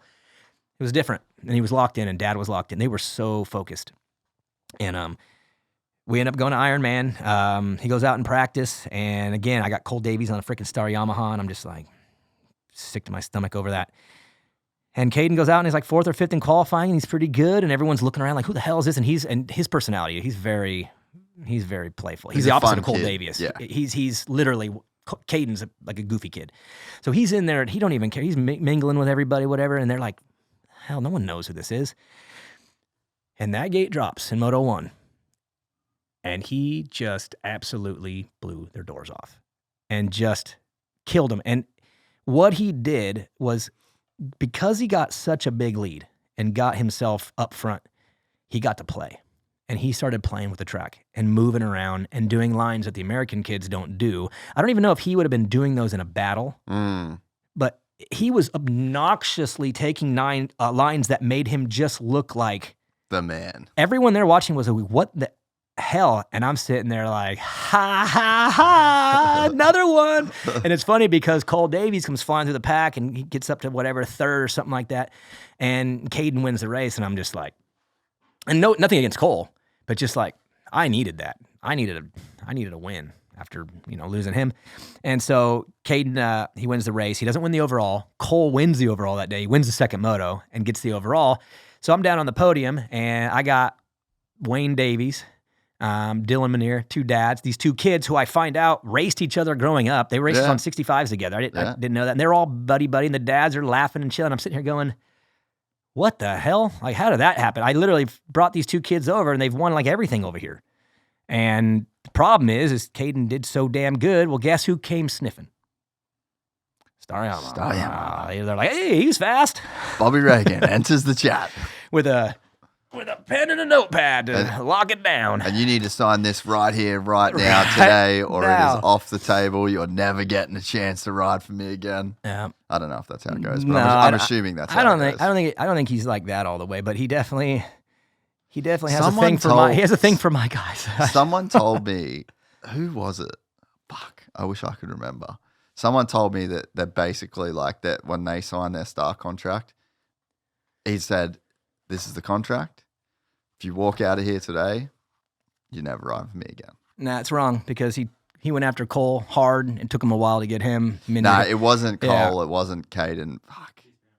Was it Pierce? Yeah, it was Pierce, right? Yeah, he said that in the At that level, though, it is. It's Yeah. like, dude, I'm not playing this game with all these other teams. Like, here's your deal. Take it. We want you to take it or not. But with Cole, it was different because they were trying to pull him away from us, who, to give the Davies a little bit of love here, too, they were trying to stay. They wanted to stay. The dad was like, Daniel, please. Just make it happen. Make it happen. He's like, and he said, Daniel, I got this offer, and it's burning a hole in my inbox. And so he wanted to stay. They wanted to stay. They did everything exactly right. They were so good to the whole process. And one last thing on Cole Davies, and I might get in trouble for this saying this, but who cares now? Oh, yeah, you're good now. Yeah, I'm good now. But after he signed his star deal and it was done and official, and I was literally ready to throw up, I made the call and I let him ride our race bike at his regionals so he could make it to Loretta's. So he was signed with Star and he was racing our bike still just to get through the qualifiers so he could go to Loretta's. And I did that because of the way his dad handled the whole process with me. He was so upfront and transparent and straight up and honest about his dreams for his son. There was no way I was going to be like, well, sign your Star deal. Guess who's not going to Loretta's? Ha ha. I was like, no, you're good. And just go. It was fine. And that's why to this day I have a relationship very strong with the Davies family, even though they're over there. But anyway, so Minear, I'm stoked, feeling good about the day, and we get back to next level, and we go 3 weeks of SMX prep, and it's just on, and we're getting him ready for SMX. And this whole time, I knew that they were reaching out to him. Star was all over him, and I knew that it was going on, but it wasn't going on like in a bad way. It was they were receiving calls like they should have. I mean, I told the family, I said, your job is here to showcase. And that's what you got to do. And if people are calling, you got to answer those calls. So I knew the calls were coming, but it wasn't really going anywhere all the way yet. And then we get to Vegas, which is the SMX finale. And that would be the moment for me when everything really changed in my mind. And I decided that it was time for me to make a new life. I needed to change my life, was the SMX finale. And it's because we go there on Friday and we had to pull off like a crazy just to get the bikes there. Like we got Minear's bike coming from South Carolina, Fowler's bike coming. We got Seth Dennis making his debut. His grandpa's driving all three of these bikes across the country from Florida to we pulled off a miracle just to be there. And when I got there, I was so tired and just the most physically tired I think I'd been in this whole journey. I was just like collapsed. And let me take you through the 24 hours that I had to deal with in Vegas. The first is the walk with the Minear family, with mom, dad, and kid. And they said, we need to talk. And I said, I don't know, but I know. And they said, it's for real. And we signed it. And I said, oh man. And I'm just like, but I'm battling these emotions, man, because he got a ride. Kid got a ride in the U.S. Like, what am I supposed to be upset? Like, I'm so happy for them, and I'm so sad for me. And like, man, like I'm taking gambles on these kids. I'm using up my best stuff to go and take these gambles. I'm playing Madden. I'm putting this thing together, and they're going to the freaking Eagles. Sorry, I'm a Cowboys fan. I hate the Eagles so bad. They're going to the freaking Eagles, and I'm just like, God dang it. And then Friday night comes along. I go and do the Pulpamex live show with Steve and Weege and Kiefer and all the boys, and they knew what had happened. They're my friend. I'm really tight with that whole crew, Steve, Weege, all them. And I'm like, guys, you guys want to hear some shit? Yeah, I just lost another one. And so what does Steve do? Hey, everybody, welcome to Vegas. It's a Pulp Live. So Daniel, like, I didn't say publicly. He's like, oh, did Bobby steal anybody this weekend? And I'm like, ha ha ha. And it happened that day. I just come from that. I drove to this freaking live show and I just found that out. But Steve's like that, and I'm cool with that. I just want y'all to know, like, that's our relationship. It's fine. He provokes and pokes at me, and I'm fine with it. I would tell him if he crossed the line ever. He never has. So, but that was very tough. Go to bed, come back on Saturday, and honestly, the hardest thing that for my whole KTM experience, the hardest thing happened that night was which I watched Cole Davies become Cole Davies, because before that he wasn't all the way. Dude, he was unreal. He wasn't until then. He wasn't in Anaheim. He wasn't in Salt Lake. He wasn't at Loretta's, and he wasn't at the combine that he won. He was figuring himself out, and then at Vegas, he was himself. And he blew everyone's doors off, and I had to watch that and watch him on that bike. Just the kid that a year before that, right at that moment, I was making the deal. And a year later, 1 year later, that kid killed everybody. And something in me died that night in my job. And it wasn't that the passion went away. It was, I don't even know what it was, but something hit me, and it was like, no, I'm done. This doesn't work for me. I can't operate like this. I can't be hurting from I can't be punished for good decisions. I can't do this anymore. I can't do this, and I can't live in a box, and I can't be trapped in this box. It felt like TV again to me, where I'm like stuck in this little box, and the reality wasn't okay with me. I wasn't okay with the reality. And I knew right then on the flight home that the exit's coming. I don't know when and how and what, but I knew right then that this is the beginning of really it being over for me. It was that night. Yeah, and it just kind of goes back to, it would suck to be doing everything right and then just nothing. And then you go through that again and then nothing. And it's just like, okay, what is my job? What is my role? What am I doing here? If I'm ticking all the boxes and doing all the things that I'm supposed to be doing, and then just, yeah, I could see it. It was TV again for me. Yeah. It was. Sounds very similar. It was, I gave it my all to give everything I had to get, and then the reality wasn't good for me. And I feel bad for KTM too, because it's like they're obviously like, they're not stoked to be losing these kids. They're not like, oh, yeah, nice, thanks for bringing the kid in, but yeah. F him. Dude, they wanted these kids. They just, as They're you all in know, that. they're not in position to make moves. And I had made some moves that landed a couple kids on the doorstep on accident. It wasn't the idea. I mean, what it was, I needed some A kids to do very well and just hold the fort down and be solid. And to be honest with you, man, my vision the whole time with it was that 2025 right now coming around, we're at Anaheim or Glendale with the semi, and my plan was Gibson, Fowler, Robbins, Davies, and Minear. I mean, imagine me rolling those 5 out at the first futures round at Glendale. That was the plan and the vision the whole way. That's what all the work was for. The truck, it was all built around creating what I would call Alabama football, which for those of you that don't like football, I'm sorry, but those of you that do, Alabama forever just produced pros, man. You come to Alabama and you're going to the draft in the NFL, you're going to get drafted and you're going to crush in the pros. It was just an automatic, and I wanted to be Alabama football in this sport where you come through me and you come through my elite program, you're going to be a dog. And that was what I wanted to create. And dude, if things go a little bit different, I'm at Glendale in a couple weeks with the nastiest roster you've ever seen ever at a futures race. And that 1 through 5 that I was talking about at Redbud, we're doing that at Glendale. And that was the goal and the plan and the vision, and the reality of the circumstances didn't allow it. And I hate that. And it's just like my feelings with Feld. Like I feel like Feld and our dream got a little smashed here together. I think KTM and my dream got smashed together because of the reality that was outside of the control of racing. It had nothing to do with racing. It was other stuff. And now those kids are on blue bikes, and I'm happy for them, and I'm grateful that they made it, but I'm gutted. I hate that team.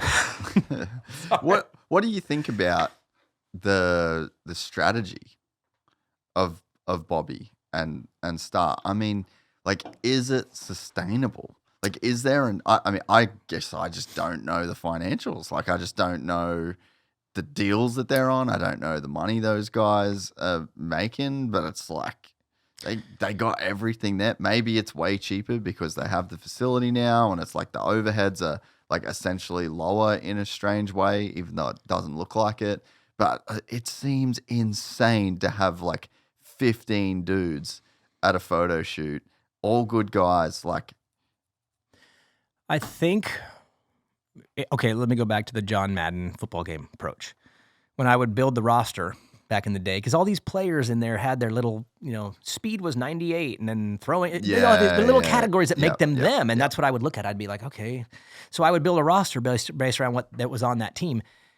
When you roster build like that, you have to have a vision, and there's multiple visions that you can have. Their vision is the shotgun approach, which is shoot the gun, whoosh, and something's coming through. You're hitting a duck somewhere. Which is a confusing model when you have Hayden Deegan on your team, because you don't have to do that. Like, if you're them and you have him, you get to play the rest of the board pretty easy if you want to, but for whatever reason, they just want like 100 kids on that property. And that's their model. They look, they don't all make it through there. If you notice, their track record is actually not good. Outside of Deegan, they haven't had a lot of success with the youth. It's Justin Cooper, Dylan Ferrandis, Colt Nichols, Christian Craig. I mean, they win with the older boys. So, by the way, Max Anstey, if you're watching, you're next. On. You're next. Yeah, you're up. But that's a model. They shotgun.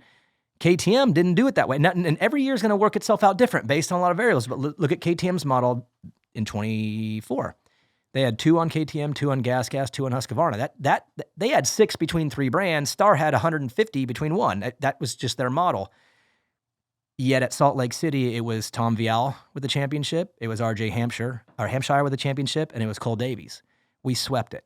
All 3 brands. We won all 3 250 championships. Like when I sat down with KTM in the very beginning, that's what they said. We're going for 250. We're fixing this, and we're all in from every angle. And we did it. KTM, Husky, Gas won all 3 with a very trim roster because it was the right people. RJ was ready. Tom had some help. That East Coast series was crazy, but he got himself ready enough to be ready to win that. And he did win that. Let's not forget, he had some moments that he could have thrown away and he didn't. So Tom won that. Well, also not to discredit Tom at all, but in a championship with 9 whoops. Oh boy. You want to go? I've said enough on 9 whoops. I don't need to say anymore. But it does play in, like, it's a thing. It worked, whatever. It's a thing. Their roster was tight, trim, whatever, and it worked. And they won, and Star didn't win either. Neither did Pro Circuit, who has a million guys. So it's just a different approach on how you go about it. But sometimes you run a trim roster and you don't got the right guys, and now you're like running this small team and you're getting smoked. So that exists too. And then sometimes you run a big old team with 100 people and you're Mitch Payton, you're going 1 through 4 at the East-West Showdowns like he used to do. So both models work if you find the right kid. And that's my biggest message, I guess I would say, from all this amateur futures combine team coaching and training and trying to figure out this last chapter. They're all individuals. They're all different, uniquely, and you need to find what works for each one of them for them to succeed. You don't just send them here because it worked for that guy. You don't send them over there because it worked for that guy. It has to be customized around the rider. That's why Juju is so good. He's got Davey, and it's what he needs. He needs Davey. Cole Davies had Will Hahn. Stars program, Swanee, I think Swanee's a great coach. I mean, the resume's there. But that model where he is responsible for a bunch of these kids who are all grinding and like a bunch of blades just sharpen each other all the time, maybe that works this year and someone breaks through out of there, but maybe it doesn't. And maybe they have another year where it's Hayden Deegan carrying the load for the rest of the team. And it looks like they're doing well when really they're not doing well. They just have freaking danger. So to me, we'll find out how they do this year because they do have a good roster. Stars made all the right moves. They took great kids. They took another good amateur in Kayden Dudney. They have done some really, really good things right now. And they are actually built to be pretty successful, but they got to go do it. So we'll see if they can this year. But at the end of the day, just not the approach that I don't believe in that shotgun method, at least in the big bikes. I think mini bikes is fine. I ran it a little bit that way on the mini bike side of our team. I blew up the roster, made it bigger, grabbed a couple of kids that were more prospect than winner. So I know what that's like, but to me, that's when you're just trying to acquire talent and get them under the umbrella so you can educate. But when you're going for wins, I don't see why you'd want to run that loaded of a team. There's fighting over resources, attention, dealing with life and personality and mood swings. I mean, just, to me, that seems like a cluster, and it seems to be that way on the result sheet too. So I don't know. We'll see. This year, maybe they turn it all around and crush, but it's been a while since they've had success young. Outside of crazy Deegan, dude, who's...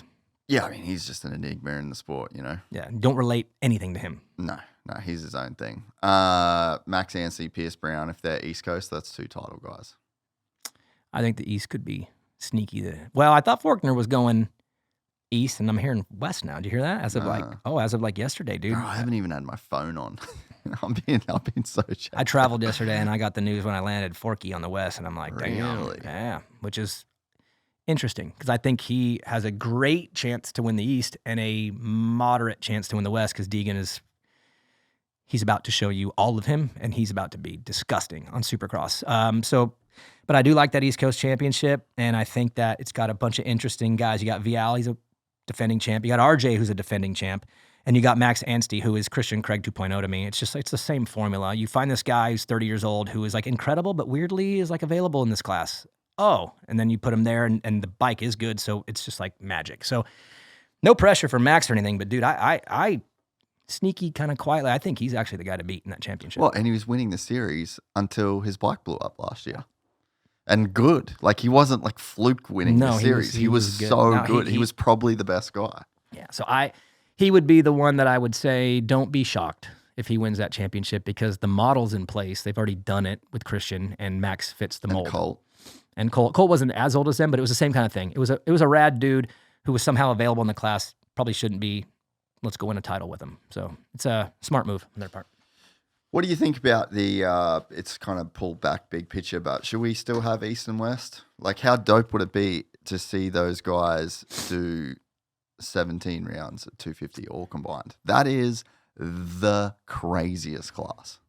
So on my podcast, a main event, we explore thoughts all the time. We're loose and crazy, and we just throw things out at the wall, whatever. And we talked about this a little bit last year, and kind of like, what would it look like if they did some kind of a connection thing? And man, we came up with an absolutely phenomenal idea, I believe, and I think they should just flip the switch and do it, which is, what was the math? You're running like six east west, 6 west, 6 east, and then you combine them for a 5 east west championship. Yeah. And I don't think you do the carryover in the points. I don't think you have to be that overly creative. Don't weird it up. Just take the best 10 from each side or whatever, and then the last 5 rounds in April, when things start feeling a little warm outside, and go to the lake and whatever. No, drop the 250 National Supercross Championship on them in the month of April. Boom, and those showdowns, dude, they're always the best, man. And give us 5 and make it a title. Yeah, make it a thing. That would be, to me, the easiest way to do it. It would also equal out the East-West thing, which they already did actually, by adding the 3rd Triple Crown, or the 3rd East-West this year. That equaled out the number, because there was always one coast that had one more. It was like so ridiculous. Just add one more showdown. Let the one coast get in that one extra race, and it's fine. And they did that. So to me, that's an improvement. We'll get 3 showdowns, but let's go for 5. Put them in April. Make it a title. That'd be probably the wildest month ever. Those guys, because they're so crazy at that. They're just so locked wrist. You know what I mean? So yeah, I'm with you. Should happen. But I wouldn't put it past them to do it, though, because they keep doing things. If you notice that they are doing things. And that's one thing I hope that everyone does appreciate right now.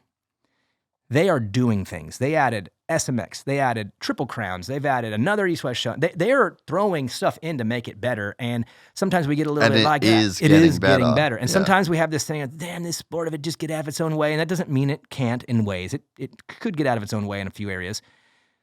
But as far as the competition side of it, the racing side of it, they've made a lot of advancements that are better. And then there's whoops. I wonder what they're going to do this year. I feel like they might. 10. They are? No, I don't know. I'm just... Oh, no, I'm the same, bro. Just 10. Just 10. Make it 10. 10. Well, I'm not going to rehash my whole thing, but it's just like 3 plus 3 plus 3 plus 1. Make it so you can't triple. Cooper Webb's listening to this, and he's saying, shut same as Vial. Your mouth right now, because we're hopping through those suckers in about a week. My whole thing is reward the harder technique. That's it. You boil it down to that. Yep. The harder technique is to skim whoops. That's the thing that is more challenging, more difficult to do. That's why it is faster when you build the set of whoops in a specific way. Yep. And what you're doing is you're removing a layer of the sport. And I think they're doing it because they don't want to watch Jet win by 30 seconds every race. That's my honest thing. You can call me a dick rider all you want. I think they're going like, you know what? If we keep whoops the way they were, Jet is winning every single race. We saw what happened with James. We saw how that played out. So you want to take away his strength. They're just pulling it back. And they'll say it's about safety and there's data. Maybe. I don't think so. We still have huge concrete pads next. We're not playing a safe sport. No. So, I don't know if I buy that, but I am definitely on the theory of they saw James Stewart destroy everybody in whoops for so long. And they're like, we're not doing that. And they're like, we're not doing this again. Because maybe if the whoops were that gnarly every single weekend, Jet would... there's too much to overcome. Jet has more tools to pull from than everybody else. He was given some definitely some gifts, but he's sharpened himself into being the most ridiculous motorcycle rider I've seen in a long time. It's It's crazy. And when you make it more challenging and more technical and more difficult, it separates. But why I like the whoops tough, and again, this is coming from a 5'5" guy here who hated them, okay? But why I like them now as a fan is because they cause mistakes. And in this sport where everyone is so good now, everyone's so equal all the time, and we watch these races and we're like, and not a lot happens sometimes, and it's because there's not enough mistakes being made. And that's a combination, I think, of sometimes the dirt is too good. I really do. I think a really nasty, ruddy, jacked up track and then a really dry, hard pack, crappy track, those are your best tracks because they cause mistakes and you have to think more. Oh, dude, Seattle last year in the 450s was the gnarliest race. Because they were so challenged. Not the fastest guy won. Cooper Webb found a way to win. Because it changed the game. It wasn't speed, aggression, and pain. Like I said, when it's good dirt, they're going too fast, man. But when it's bad dirt, which sucks to say, but the worse the dirt, better the racing, it changes the entire feeling of it when the track is like that. And so for me, Jet, you want to challenge everybody. You want to do that, but at the same time, I do understand making it all about that because he is better than everybody. So you just make it 10. And they just make it 10. It's fine. They have to get rid of the grids for the start too. They have to go back to why qualify first? What's the point? So, how many tracks last year did it actually matter what your gate pick was? Out inside of like 8 to 10. Where it used to not be that way. Bro, so it used to be everything. Well, here's what I don't like about it. And I understand as a sport, we're growing, we're modernizing, we're doing these things. And to me, if you're seeing these guys come off these pads, if you're just kind of a new fan to the sport, you're looking at that and going, sick. Like they're shooting off these pads into the dirt. I get it. But in reality, you took a lot of talent right off. Before you even dropped the gate, you took the talent out of it. Like bad. And to me, the grates, everyone charges in the first corner a lot harder because they come out of the gate way harder. That's not good either. So to me, I don't know why we went this way, and I don't know why we can't go back, but dirt starts are better. They're better because it comes down to the traction, really, the back tire. Off the grates, once you lock it in, you get your shit figured out, you just gone. On dirt, it's all about that back tire. Everything is revolved around finding the hookup. Do you hook up too much, not enough, whatever? And between your clutch work, your body position, your weight, and your throttle and all that, you can't preset that. Honda right now has got those Lawrence bikes preset. I mean, just boom. And they have to execute. I'm not going to take away from them. That'd be terrible to be like something. They have to execute. They need to do their timing, their release, their clutch work. They have to do it. But a lot of the guesswork's taken out. And I think they would probably be pretty successful on the dirt too because they're so good. That 100%. So it's not like you're going to screw them any. They would be good in the dirt too. But I want to see a gate where I got 22 guys that are trying to figure out how to get that exact traction. And when that was like that in the past, you would see a lot of separation on the start. You'd see guys coming from gates 3, 8, and 12. It was a lot of separation because it was who could pull off the gate. And that's gone. It is gone. I completely. Can tell you right now. Is traction control legal in the rules? Is it legal? Is there's some shit going on because they can. Because when you've got the grid start, right? Honda can have that at the test track and they can have their computer preset and they can dial it in. And whoever, that's an arms race then. Mm-hmm. And then the whole shot device is just going deep. Fucking Kawi, they're using the lever. Yeah, they got to use Feld's skid steer to come over and push down on the handlebars. So we're going full MotoGP on that whole start thing.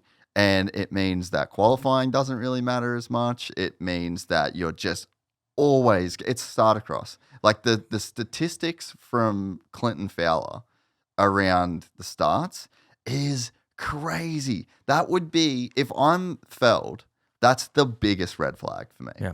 That is the biggest red flag. I'd be like, whoa. I'm promoting a sport where if you don't get in the top 3 on the first 50 yards of this race, the next 25 minutes doesn't matter. That is fucking psycho to me, bro. Yeah.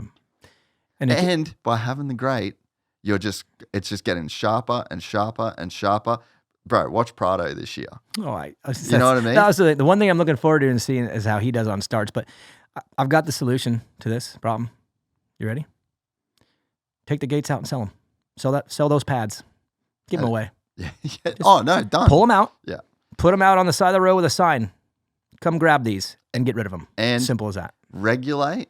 And then this is the funniest thing. I'm just going to a little quick jab, right? Okay. We've got the most conservative fan base in this sport of all time. I myself would say I'm quite a conservative person. Okay. As soon as I bring up the privateers, we're the most democratic, socialist, Marxist sport of all time. So think about that. All of you guys, think about where your values truly lie. Can I make a comment on your privateer talk? Let me just say Okay. one thing. I got a thought on it. When we have to regulate the depth of the whole shot device. Keep it there. I don't think we should be doing starts without it, but I also don't think that we should just be able to go unlimited. The whole like, fucking don't need more rules in my Supercross. Bro, the shit that I see on that, I'm just like, fuck off, right? But the internet's undefeated, so you guys do Internet wins. Yeah, you guys do your thing. Go for it. Regulate the whole shot device. Everyone, it's the same level. We still should have start buttons. They're way better. I think they're safer. I think it's strategy too. You could play your power around with the button. I think that's fine. But just you can't be needing a lever on the start line to put your whole shot device in, and you can't have a gate because again, Fell wants to talk about the numbers. Fell wants to talk about the numbers and the injury. We've run the numbers. The numbers suck when it comes to starts. Yep. We are in alignment. They need to go. It would be better. I want talent pushed more than speed and balls. And that's the truth. Is this sport is sketchy and it's dangerous and it's all about speed and it's all about having courage. That ain't going nowhere. But I want talent on display. I want to push skill and talent. I want in every qualifying way. to mean something. Like when I first come to America, 2011, 2012, like first Supercross series I went to. The biggest thing that blew my mind that I've watched Supercross my whole life. But until you're here and until you go and you get to the track at the great man. Who is it? Jeremy. Until you get... He's got probably something super wise to tell you. I Tell him know, to say, I know. text it, because he's got an idea. Yeah. The thing that I had no idea that like didn't translate until I was here from 8 a.m. Not at 2 p.m. when the gates open, not at the last... Bro, our boys, the JDR team, Nate Ramsey was the team manager. And he's like, everything matters. Every single time you're on the track matters because you need to get the track dial quickly. You need to get your lines right. You need to get your quality lap in. The next practice, you need to be out there setting the fastest times. Like every single session mattered, right? Because you had to be able to qualify. Yep. Because of the dirt start. And because of where the sport was at that time. It was so crucial. I feel like that does not matter at all anymore. We've fully lost that from the sport. Well, and again, look at Eli starting way on the outside now all the time. Like Michael Alessi used to do that too, though. Eli's not the first to do that. He was a freak talent. Who's that? Alessi. Oh, he's the freak talent. Best drag racer on the planet. Never drag raced. But out there, Eli can pull those out there because he's going off that pad, but usually out there, those ruts were always bad when I was racing. The good ruts would be the 4 or 5 in the middle of the inside, and then the rest were trash. So you're right, it's changed the game. Now you have 22 options instead of maybe 4 or 5 because, especially when you get to a long start. I mean, Eli, you've seen LCQ guys are like Savacci's in an LCQ randomly, and he'll hole shot from the farthest gate on the out. It's just, I'm with you. I believe that we need to push these guys and their skills and their talents, but also bring down the danger. And at the same time, the first turns to me are more dangerous if you're coming in faster. It's just math. Yeah. So to me, I'd be doing shorter start. But short starts cause problems too because guys think they can be physical. I think the longer starts are fine. The problem is that when you've got the gate and everyone like Kevin Moran's like he shouldn't be getting the starts that he's getting. No offense. He's a good starter. He's a great starter, great dude. But if you're like, who should get a better start, AP or Kevin Moran's? Like you would think that AP would be the guy that would be getting the better start on the factory bike with a faster qualifying time, with the better gate pick. You know what I mean? So it's like, I think that if you go back into the dirt start, those guys aren't going to get as much the better gates. They're not going to get the driver. It's going to naturally separate the pack. There's no separation, bro. Yeah. It's just a fucking straight, like A1, first race of the year, chaos. Yep. Why? Vince. No. It's not fair. It's not fair because he that was funny. Well, and to be fair to Vince too, he had that start the whole time. He came cross 8 whatever. I've weirdly become a Vince defender, even though he ruined my life back in 09, but I don't like him now, man. I don't know why. I just respect him, dude. Think about being like not the fastest dude for all these years and saying F it and going up front, and not only going up front, but then on the way through making it miserable for everybody. Like, to be able to just withstand that and have everyone hate you for so long and you just show up and say too bad.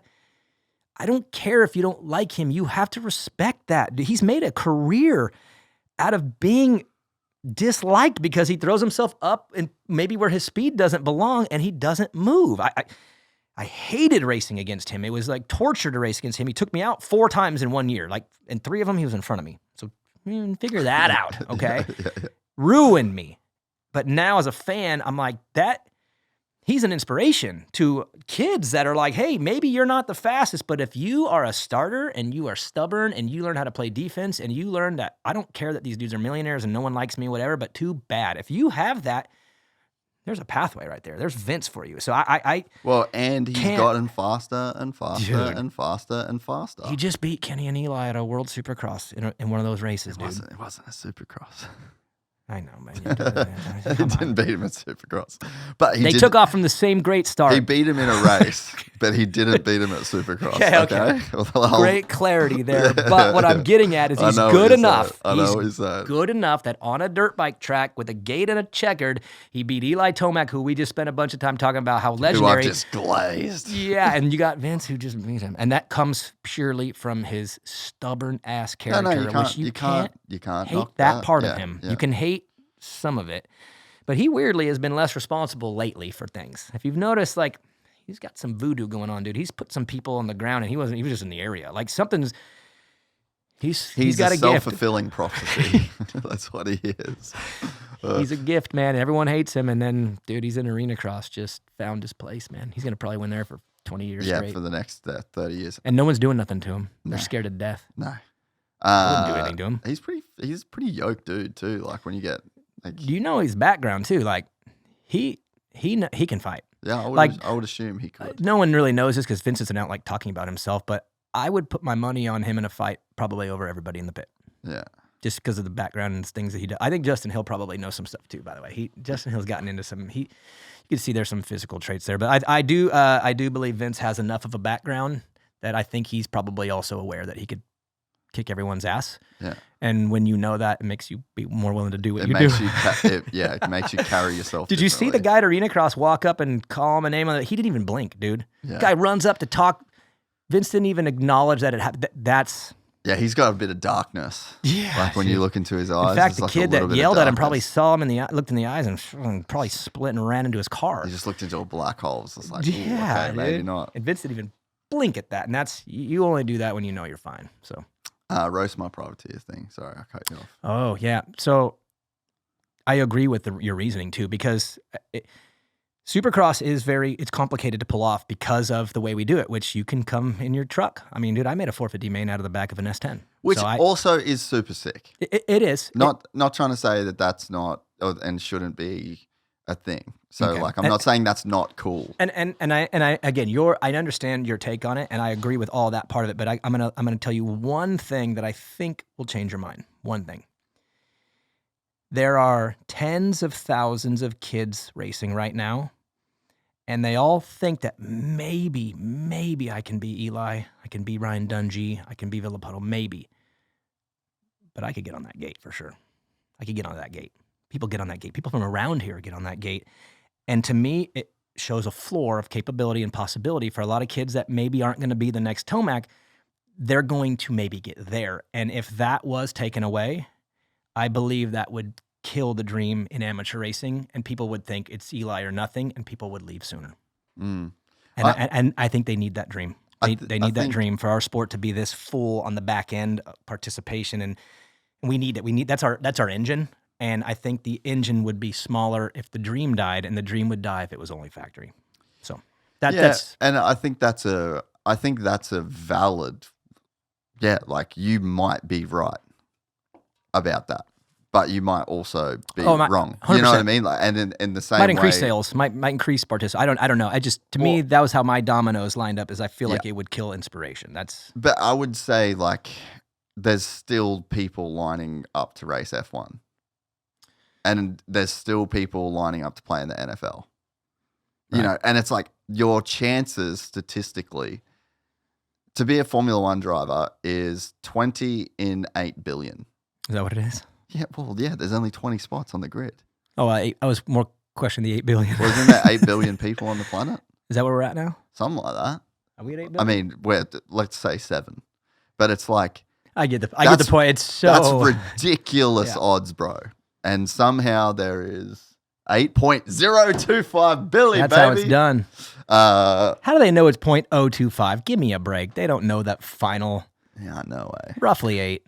Just, see, I would believe it more if they just said roughly 8. Yeah, just around 8. Yeah, you don't know it's 0.025. How many people have died during this podcast? Oh, don't say, that's, those types of things, dude, I don't like those because that's a lot. That's the shit that makes me live, though. I'm just like, I'm done soon.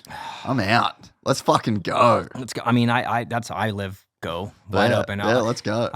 All in, shift gears, live life until it's over, and then whatever it is, it is. You're right. You're right. We can bang gears here, but no. So that was just my one thing. Is I've been around these. I for sure get that. And I've been in the pits, and that's the last 2 years has been so eye opening to me. Oh my God, just being around all these families and reliving it because I lived it. I was a kid racer. I raced 50s when I was 5 years old, and I raced all the way through. So I know the investment. I know that these families, what they're going for, and I believe I'm right when I say this. They're shooting for the stars, but they know they can get on that gate. And that matters to a lot of people is to say, I raced Supercross. It means a lot to their local friends, their family. And that dream is what I think plants it in a lot of kids and a lot of families' mind that we can get there because at worst, we could get on that gate. We've seen it happen. The kid that was an 85 3 years ago, he's racing, he's going in. Like, you know what I mean? They end up in there. Like local dudes end up on that gate. And I think that right there, that floor of Supercross is the real thing that everyone is hoping that they could get to that. But the ceiling is relative to the floor. Dude, look how tight it is.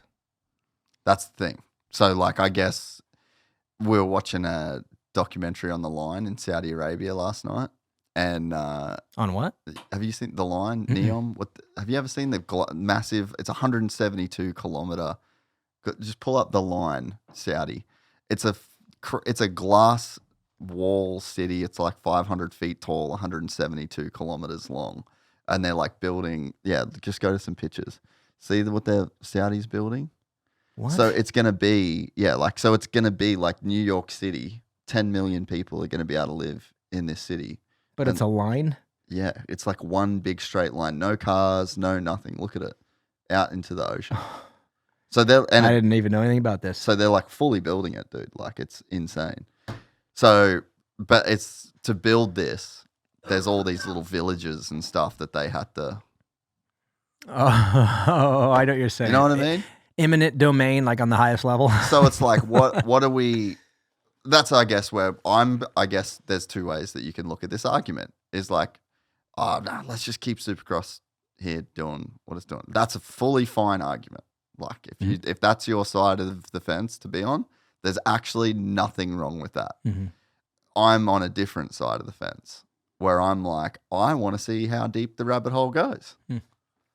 I kind of want to see what this sport could be because I've watched it my whole life. I love this shit. It's my livelihood. It's my thing. I love this.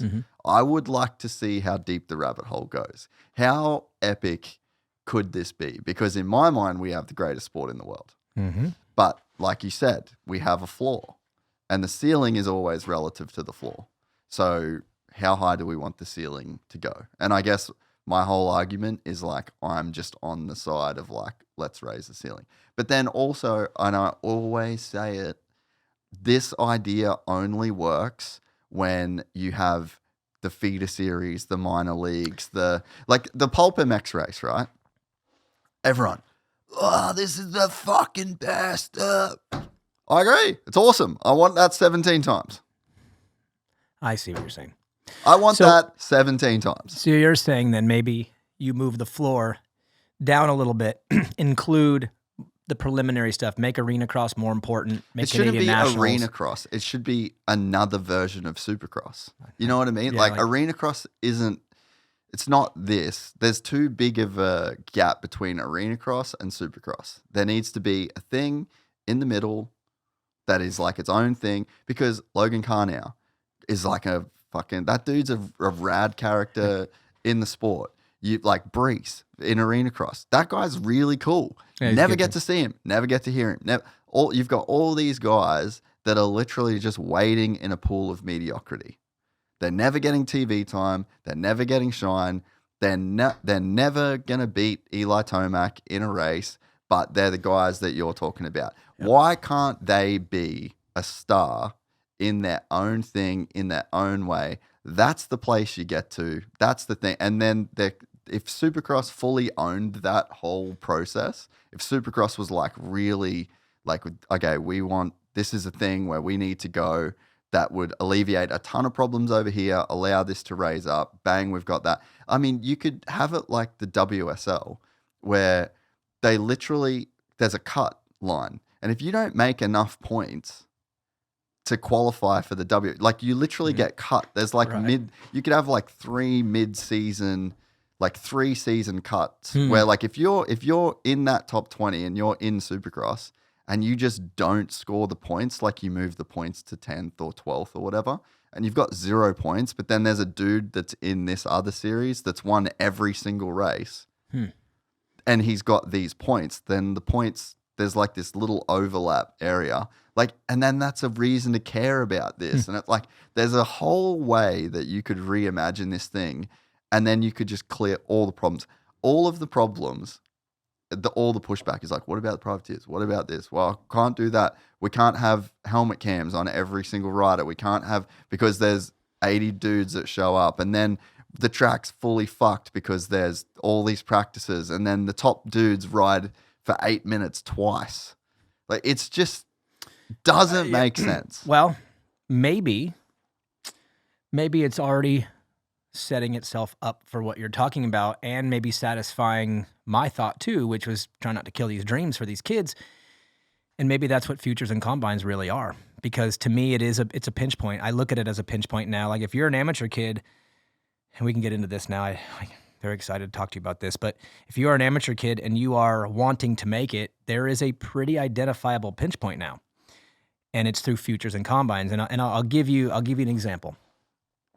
Chance Hymas, Ryder D. Francesco, Daxton Bennick, Julien Beaumer, Casey Cochran, Cole Davies, and Drew Adams. Okay, those 7 names. All 7 are on factory teams right now. All 7 won futures, and they're the only 7 to ever win a futures main. And they're all on factory teams right now.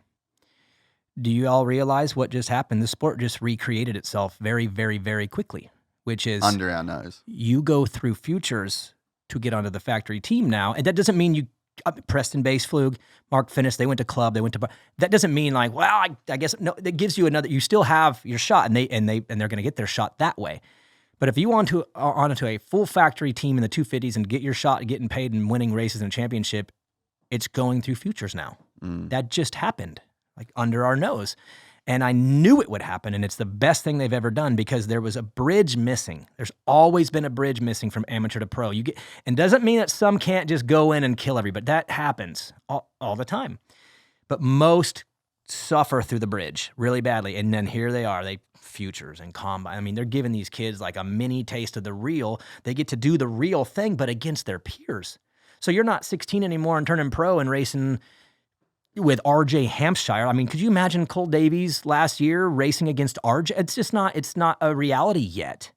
The reality was futures racing against Towers and Drew and Gibson and Fowler. That's a better bridge.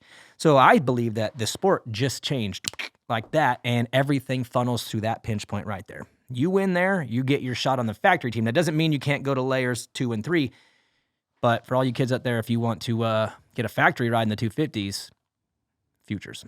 Yeah.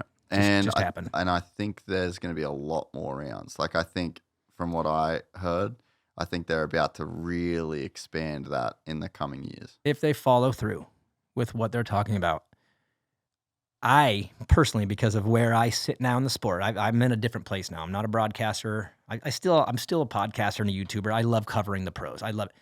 But my world is now amateur racing. And if they follow through with what they're planning on doing, it will be the best move, I think, for the sport. And it might actually satisfy a bunch of different itches that need to be scratched on some fixes. To be honest with you, it might fix a couple different things. And I hope they go through with what I think you're talking about too, which, guys, do it. Do it. It's so good for the sport if we can create what they're talking about. Well, the proof's in the pudding. Like, I hadn't thought about it the way that you laid it out. So, and what that does is that changes everything now for all the kids out there that are wanting to make it in the sport. If you're on a 50 right now, or you're 15 years old in the B class and you're thinking like, what do I do? What do I do? Well, the road map is a big, wide, giant road that tightens every year as you get a little older, tighten. And all of a sudden it looks like there's one way through, and it's through futures.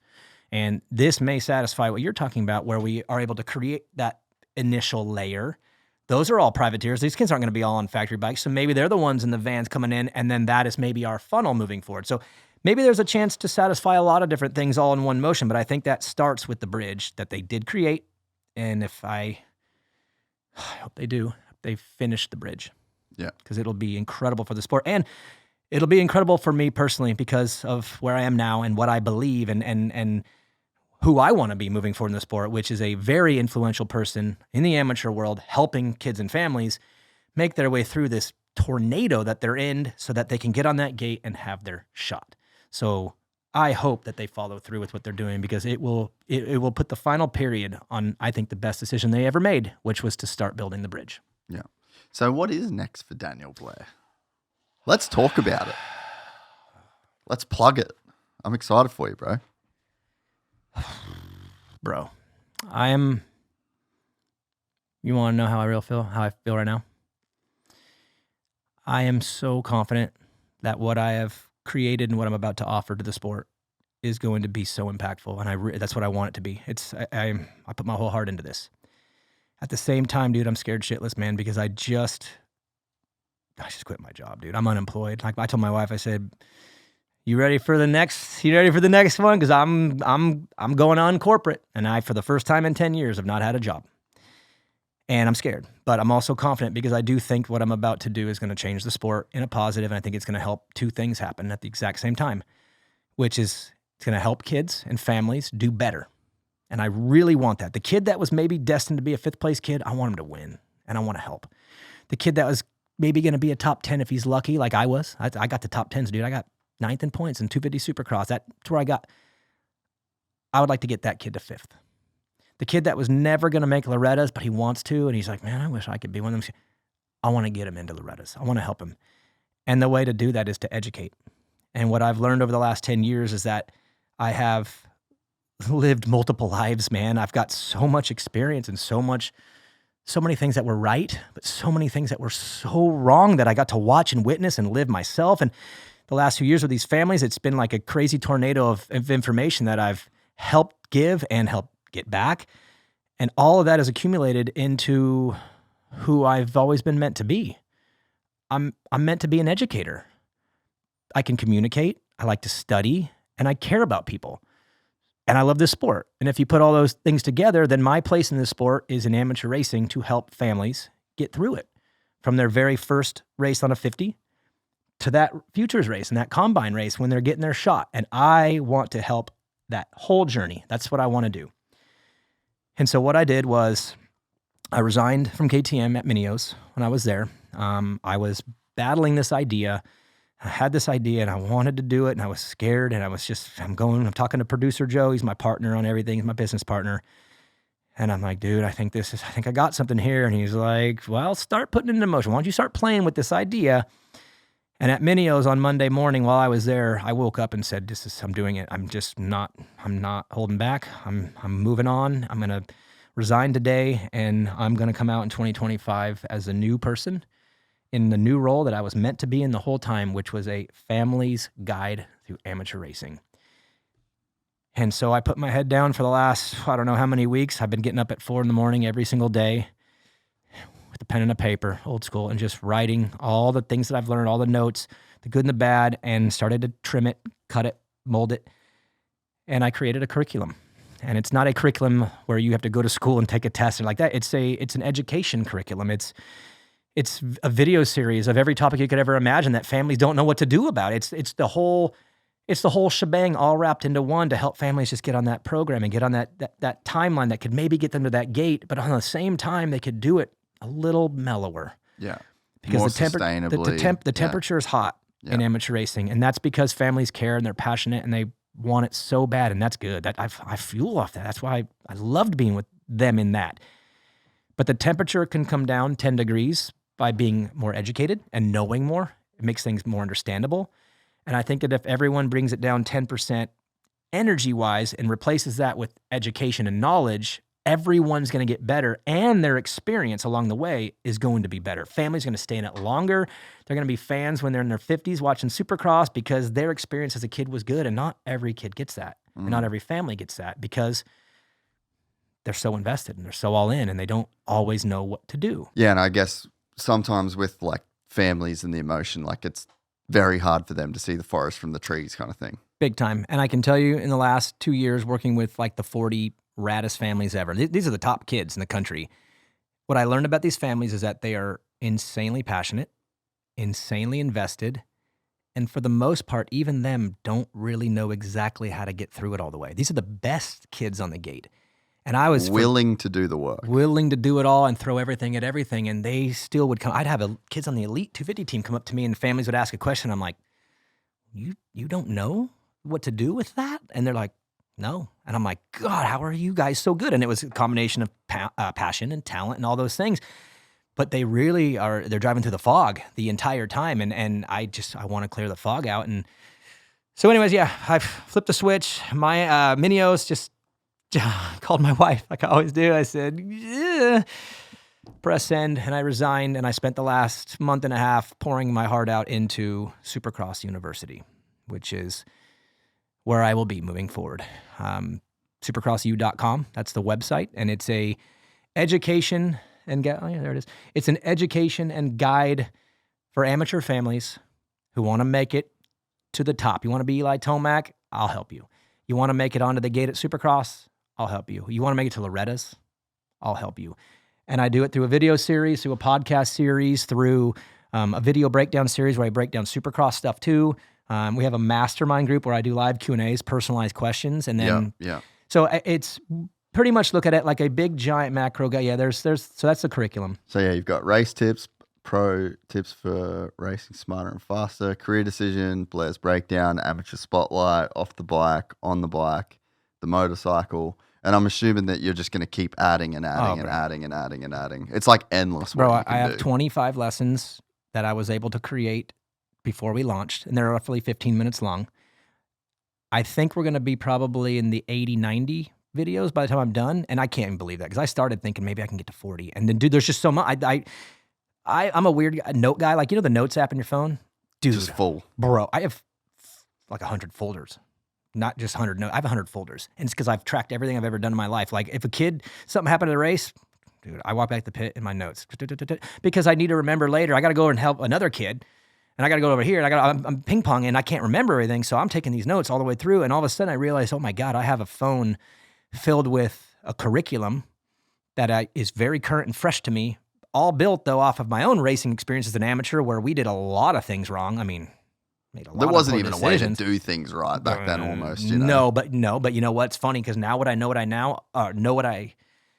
Now that you know what you know. I could have benefited. Oh my God. So many different decisions would have been made if I would have known what I know now. And that's, man, I feel like I got to the point where I'm like, I'm coaching kids at next level and I'm managing all these families and it's awesome, but there's the rest of the pit. There's like the rest of the rest of the world, the rest of the country, all these kids out there that are trying, they're investing just as much. Dude, you can do like Coming to America. You can do like How to Make It from, you know, like there's... I'm pretty good at that one. There's so, yeah, exactly. There's so much that you could do with this. This is cool. This does not exist anywhere else. And it's my calling, dude. I wanted to be a broadcaster, and I'm a good communicator, and I was an entertainer, but I was educating the whole time too because I wanted to teach people about the sport. I wanted them to know things they didn't know. So it was like constant education. And then in the coaching at next level, I mean, dude, I love the hands-on coaching. I love working with these kids because I ride with them sometimes. And my kid's racing now. And God, I love being at the track. But it's very boxed in because you're stuck at that track and you're stuck with just a few kids. And it's not enough. There's more out there that I want to help. And K-Tim was the same way, man. What a gift I had with being able to manage these sick families and be at the very top of amateur racing and be on that podium over and over and over with these plates, number one. But I don't really think that's where I'm meant to be. I think I'm meant to be in the rest of the pit with the families that are trying just as hard but don't know what they're doing, and they're driving through the fog at 100 mile an hour, and they just need Siri. And I can be Siri for them. I've lived it all, and I know all the wrong things more than I know the right, and I'm like, you know what? This is me, and I'm not holding back anymore. I'm not going to be afraid. I had enough courage to leave the broadcast when I knew it was over. I'm going to do it again with KTM. I know it's time to be over, but this time I'm not walking into a box that will ever contain me, ever again. I'm free now to be all in and send it as hard as I want to live with no restrictions, no leash, and nothing to hold me back ever again, because I don't operate well like that. I can operate in a box. I can't operate in a small box. And this will never happen here because it's mine. It's my life. It's my whole. I mean, I'm 42. I've been on a bike since I was 30. It's 37 years of experience, and it's mine. And I don't have to ever be told no again. And all I have to answer for is producer Joe. It's the best. I mean, one of the best people in my life. I mean, he's my business partner for 10 years. We've never had one disagreement. We've never had one argument. Weirdest thing ever.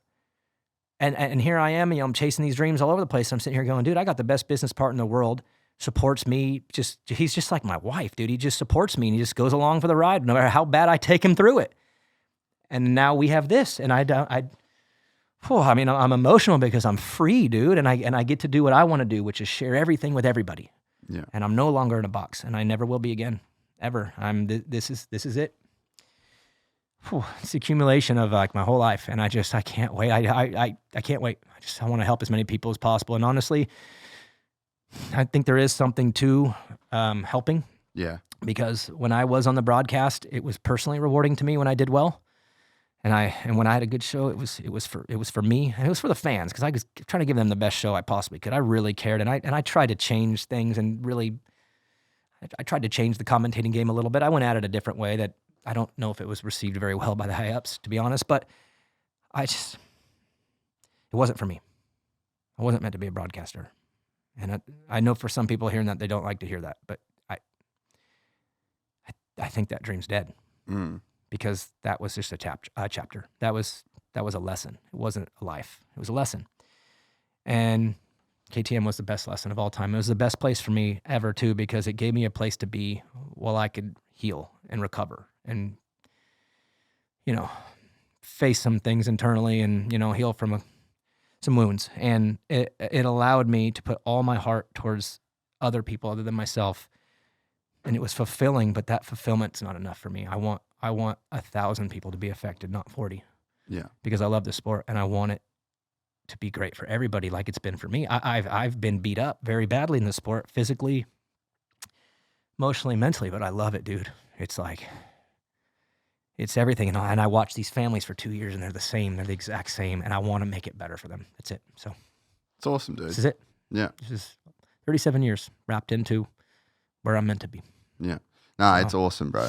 And I think you're going to do extremely well out of it. I can't wait. Oh, can I tell you one of the coolest things, actually? Dude, for Which, sure. by the way, producer Joe's going to have something we have to have a talk. Look at that photo. What is that? No, Look at my is face. that you? Yes. Why did he put that thumbnail up there? We're going to have a talk here. Oh, that's all right. Go to the curriculum. Go down to Amateur Spotlight. Down right here. So you can scroll down a little bit and you'll see the names. So Amateur Spotlight, which these are coming, the Cole Davies story and the Juju story. I'm sick. going to tell these stories in detail, and I'm going to let everyone know how it happened. Like I told you how it happened, but I'm going to tell the amateur families how it happened. There's more to what we've talked about. But what I wanted was a podcast series for families driving to and from the track to have something to listen to and not be entertained by Justin Brayton and Adam Cincerello, but be educated. And luckily for me, I have some great relationships. I've made some great friends. JB and Adam are very close to me. They're very good friends of mine. And I presented this to them a couple weeks ago and said, hey guys, this is what I'm doing. Cause I'm pretty transparent with my close friends. And they both were like, dude, Yeah. all in. I'm all in. We want to help. They both want. So episode 1 and 2 is Adam and JB. I actually interviewed them last week, and they told their entire amateur story with lessons and all kinds of do's and don'ts. And you couldn't see two polar opposite human beings. We're talking about an amateur legend in Adam, who has his own lesson to tell. Oh my God, like Crazy story. And then you have Justin Brayton, a kid who should never have won the Daytona Supercross with that amateur life of his. But inside that amateur story were some really unique lessons that paid off in the end, and all of a sudden you have Justin Brayton beating Eli Tomac at Daytona. Should have never happened. That's crazy to even say. But it's because the dude is so detailed and he's smart, and so he came right on the show, and he poured it out and gave me the greatest. Those boys gave me the 2 best interviews I've ever done ever, and it's like, and they're so on board to help me, and it means so much to me because I've worked very hard in the sport to build my network, and I have a big one, and my network was built 100% by just being there for people and being available. Being a good dude. And just, I tell people, I even have a lesson in my program about networking and how it works, and I try to make the point across. Networking isn't the amount of numbers of phone, or the amount of phone numbers you have in your phone. That's not what networking is. It's not the amount of people that you can say hi to when you get to the pits. It's the relationship you have with them and what you do for them without expectation of getting anything back. You just do it for them because you're just that way and you care. And I did that, dude, for how many, a decade now, whatever.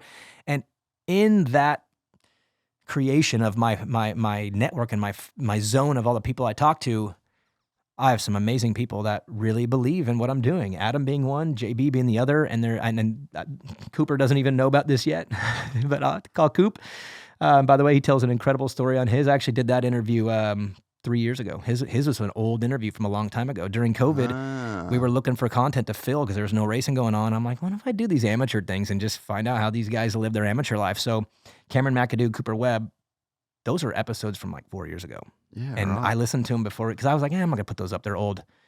Dude, yeah, like no perfect. way. They were so good. I didn't even realize, oh my God. And then Cooper and AC, their story intertwines and they talk about each other. Oh, it's so good. So I was like, yeah, I got to put those up. And then, yeah, I mean, we're live right now, but that doesn't matter, dude. We're going to add so much stuff here, dude. It's going to be a file dump for the next 6 months and just, I mean, dude. And so how's it work? It's okay. So go to the purchase. I'm about to blow all your minds. So it's $300 for the year. So, which I won that battle. I was told by a lot of people smarter than me that they said that is too cheap. This is not. People spend more money than that in this sport. You're way too cheap to give away all this for $300. And I won the battle because my thought is I would rather have as many people possible get this than just a select few that can afford it because it's like so pricey.